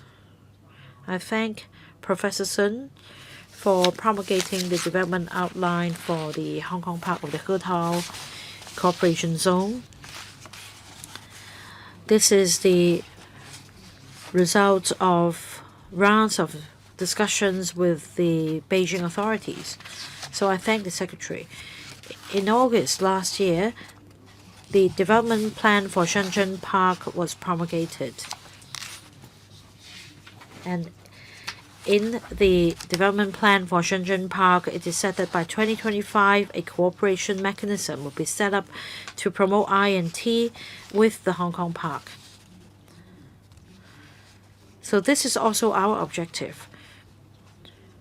In terms of creating synergy and promoting innovation and technology, do we have a target, say, to meet in 2025? The next question is about the commissioning of the buildings in phase 1 of the development. They will be commissioned next week. And my question is on the Northern Link. It won't be commissioned until years later. At this initial stage, the designated persons will be relying on Lok Ma Chau Station. As the development outline refers to the flow of personnel, flow of materials, etc., I'd like to know more about the contactless customs clearance and the use of drones in the transport of materials. I want to know whether there are any ongoing studies or sandbox projects so that the measures can be rolled out to support Hetao as quickly as possible. Now, my third point is this. I thank the administration for arranging shuttle bus services for employees of the Hong Kong Park to Lok Ma Chau Station, since it is closer to the park. But as you mentioned, Lok Ma Chau Station is one to serve cross-boundary travelers. So the fares are higher, at least over $20. Now, for the middle and senior rank managers, I suppose this fare level is reasonable to them. But for lower rank staff, they may opt for shuttle bus services to Shangshui and Yuen Long for another leg of public transport. Will there be subsidy for the junior employees? Now, 7 categories of employees will be included in your legislative amendment. Will you consider expanding the area to the science park, perhaps? Now that the development outline has been promulgated, the government will proceed to land resumption and development of Shenton Technopole. I want to know roughly when the study for Shenton Technopole will be conducted, because these two complement each other. Secretary, I thank Mr. Lau for the questions.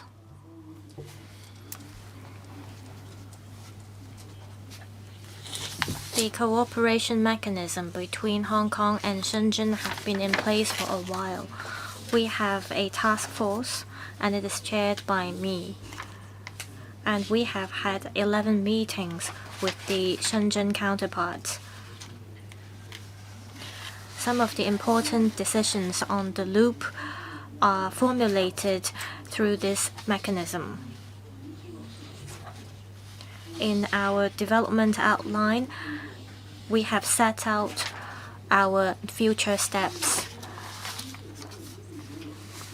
We have talked to the mainland authorities several times before we release the development outline. For the rest of the questions, I will ask the Deputy Secretary to respond. On cross-river connection, we have talked to the Shenzhen authorities. We hope that on both the east and the west, there will be a footbridge, respectively. We'll have to sort out the details with the Shenzhen side, and we're working in full steam on this. We hope that the 2 cross-river bridges will only be used by the people on the white list. The footbridges are mostly to provide convenience to people who will be working in the Hong Kong park. So we will come up with a white list. We'll also collect information accordingly.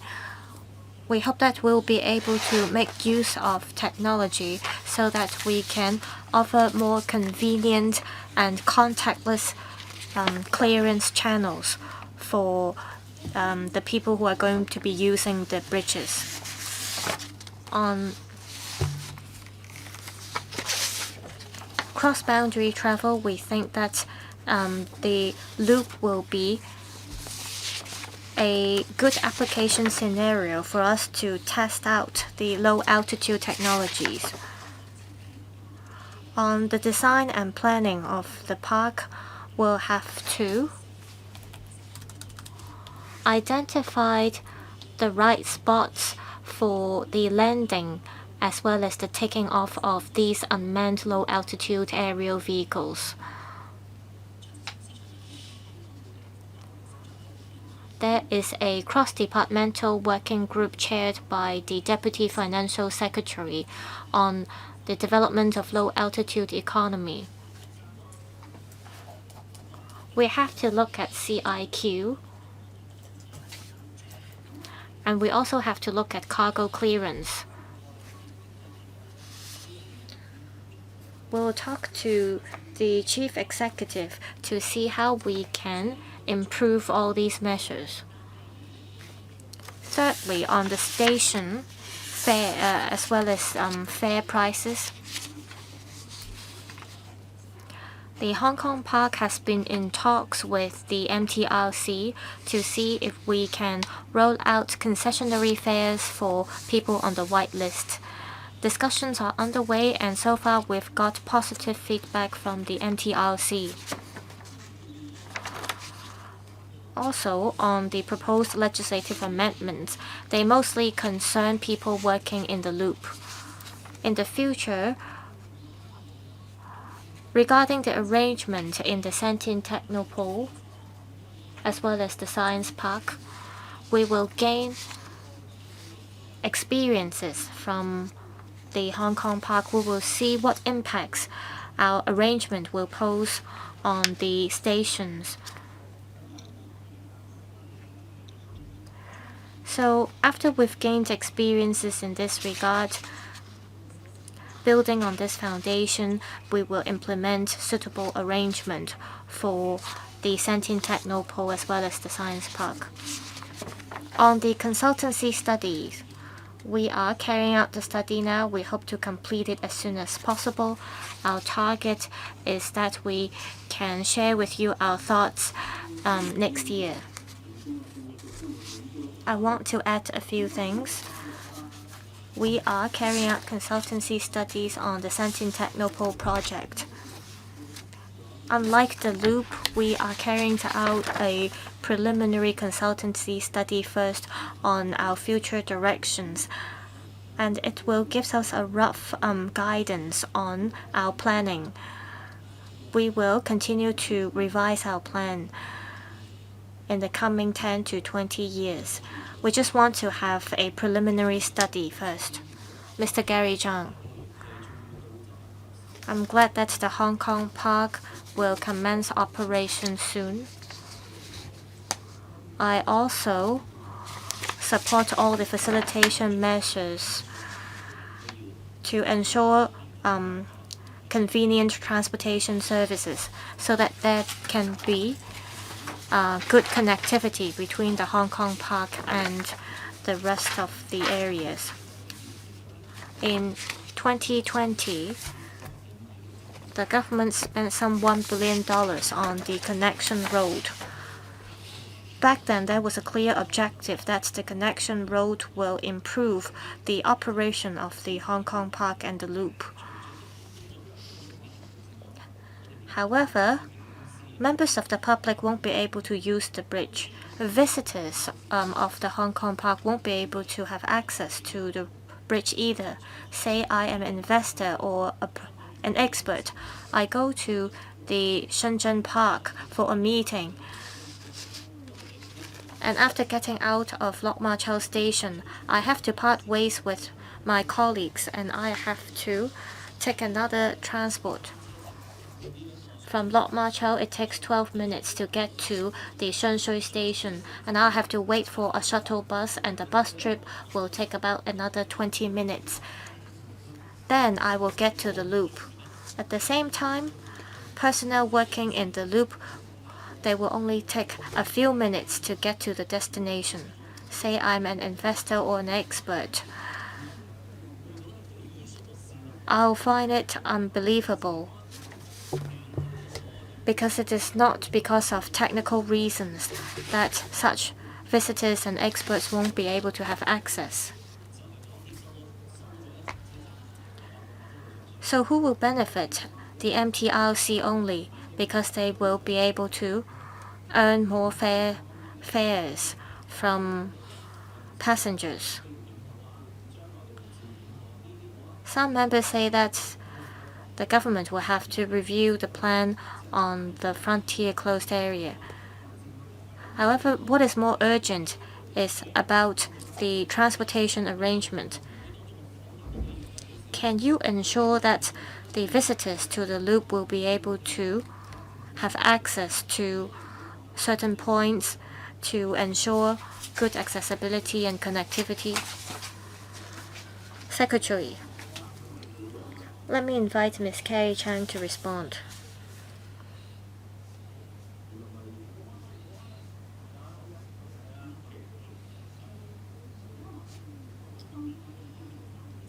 On one hand, we have to amend our legislations. We have to include personnel working in the Loop to the schedule so that they will have the permission to have access to the station. Companies in the Hong Kong Park as well as the police have to work closely together. Companies in the park, they will have to come up with a white list. So people who will be granted permissions, they'll have to first register with the companies of the park. These people will have to be employees of the park or tenants or employees working for the contractors of the park. These people will be able to have access to and from the railway station. The police will have to possess this list because they will have to take enforcement actions. They will conduct inspections and patrols around the area so that they will identify anyone who is not on the list during their patrols.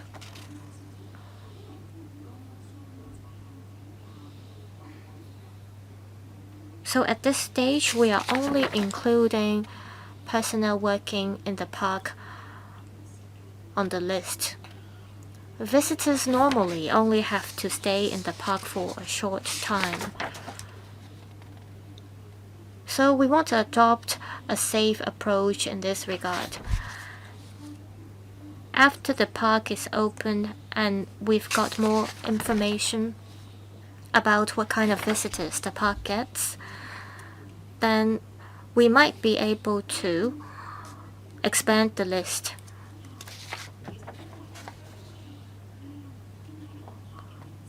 In relation to southbound travelers, they will be crossing the boundary, so they will be able to use the Futian border control points.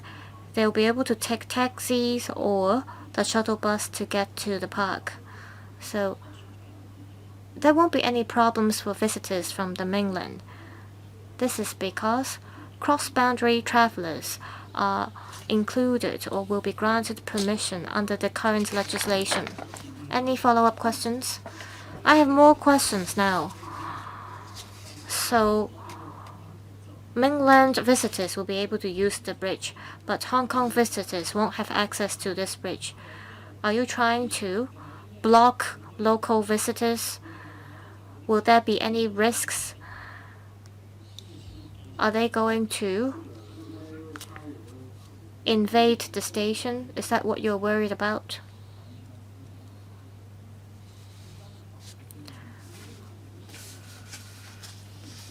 This is a frontier closed area.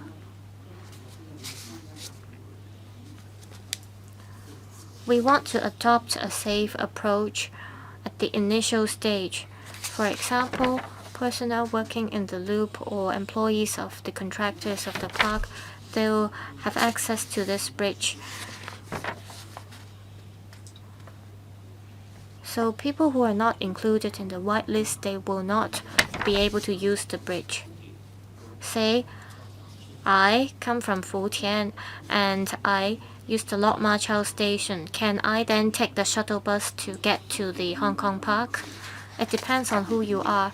If you are included in the whitelist, then of course you'll be able to use the bridge. Say someone from Shenzhen is on the list.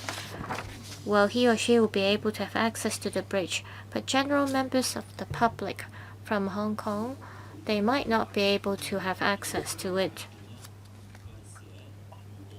According to the notice, if you are from the mainland, whether you're going outbound or inbound, you can use the public transport interchange. I think that's what the Deputy Secretary meant.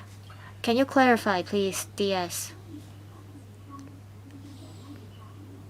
According to the prevailing legislation, those who can have access to and from the Lok Ma Chau station are the cross-boundary travelers. Cross-boundary travelers, regardless of the purpose they come to Hong Kong, they can have access to and from the railway station.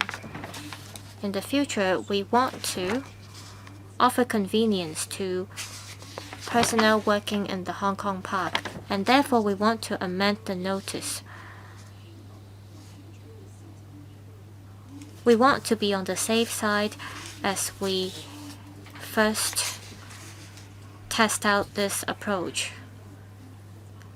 Once we've gained experiences and once we've observed what kind of impacts there will be on the railway station, we may consider expanding the whitelist.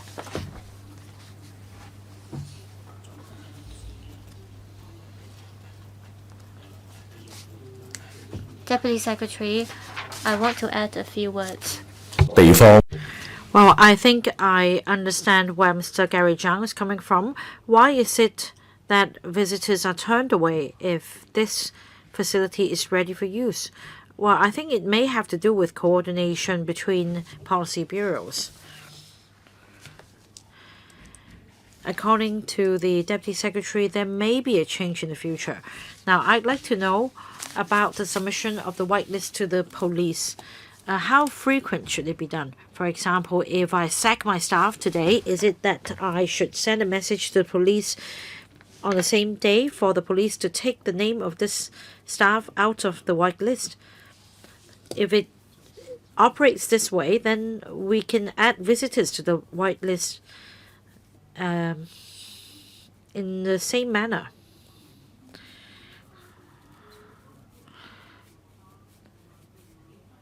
We have an informal working group with the HSITP and the police, and we are discussing this arrangement. We don't have a timetable at this stage, but the most important thing is to preserve the integrity of the Hong Kong Park.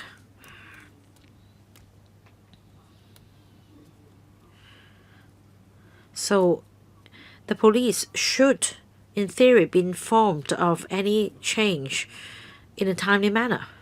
I see that Mr. Gary Chang would like to ask a follow-up question, so I'll give you more time to ask your follow-up. Sorry, I got confused just now, Chairman. Let me spell it out for you. Now, I'm not an employee. I'm not on the white list. I come from Futian. I crossed the boundary at Lok Ma Chau, and then after exiting the station, will I be able to just take a taxi and apply this route to Hong Kong Park? Yes or no? Yes. Well, it's possible today, and in the future it's equally possible. Right, Chairman, so this is a possible route for southbound travelers. For Hong Kong visitors, however, we are not allowed to take this route. Right, but I think the government has already noted your comment. They are going to work on it in a timely manner. Mr. Edward Lau would like to ask a question as well. Just very briefly, I once asked a question about visitors as well. This is a cross-boundary station. Now, after a visitor arrives at Futian or Lok Ma Chau station, the visitor has gone through the customs clearance, and that the visitor can either go to Shanshui station or take a taxi.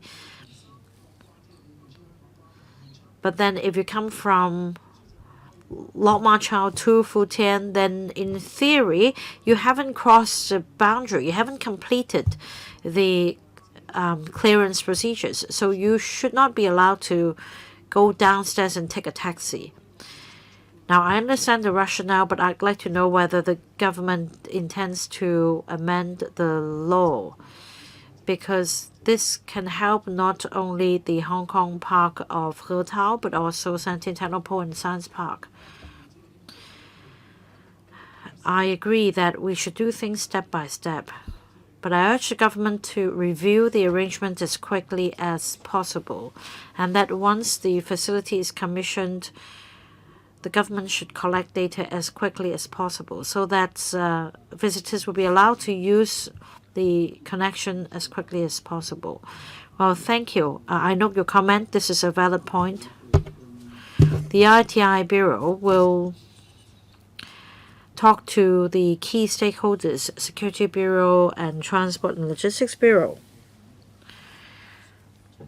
So these are the major bureaus involved, and we're going to put our heads together and come up with a feasible plan. Now, at the outset, we are putting in place this arrangement because some buildings will be completed early next year, along with residential developments. In this initial stage, the population will not be large. We're talking about some 1,000 people, and we should start with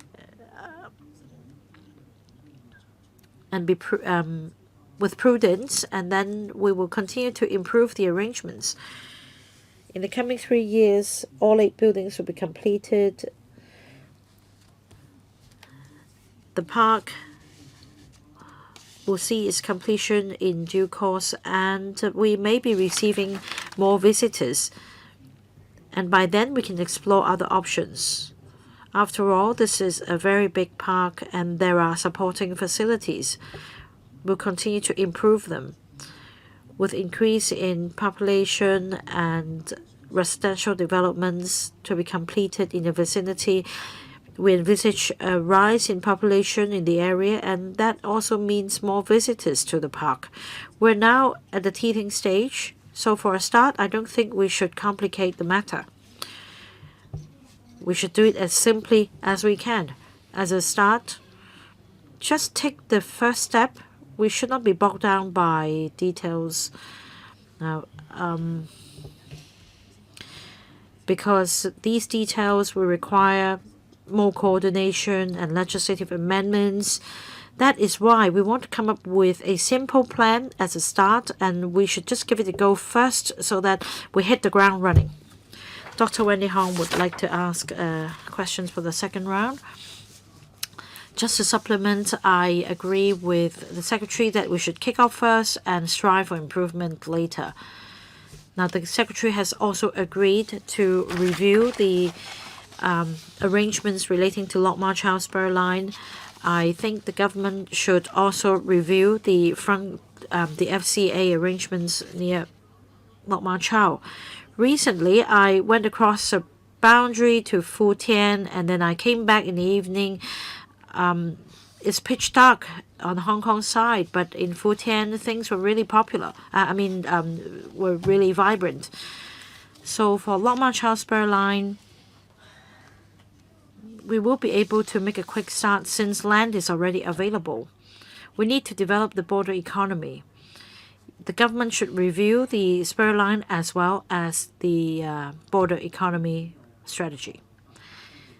This piece of land is not within the loop, but we're going to relay your view to the relevant bureau. Part of the land is government land and part of the site belongs to the private sector. Now, it's a very valid point that more development is needed and will take more years. Indeed, the supporting infrastructure is a challenge. We also need cross-bureau support. This is a very important mission given to us by the country. We need to work on the relevant facilities, including transport. We will step up coordination among the bureaus. Right, this is really an issue close to the heart of many members. We're all concerned about the accessibility and the connecting transport at the loop. I thank the Secretary for his response.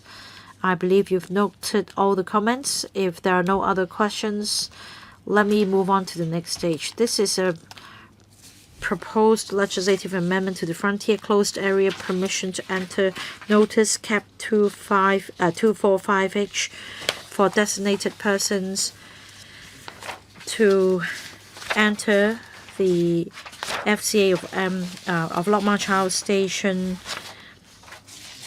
for the purpose of traveling to and from the park without holding a closed area permit. The government plans to table this amendment bill in the first quarter of next year. This legislative amendment will be completed by negative vetting. Is there any objection? No? Right. Then this panel supports the submission of this item. Thank you. Item 4. That's all. Item 5, AOB, nothing under AOB. So that's the last meeting of this panel within this term. Within this session, I'd like to thank members, government officials, as well as the Secretariat for their support. Meeting's adjourned.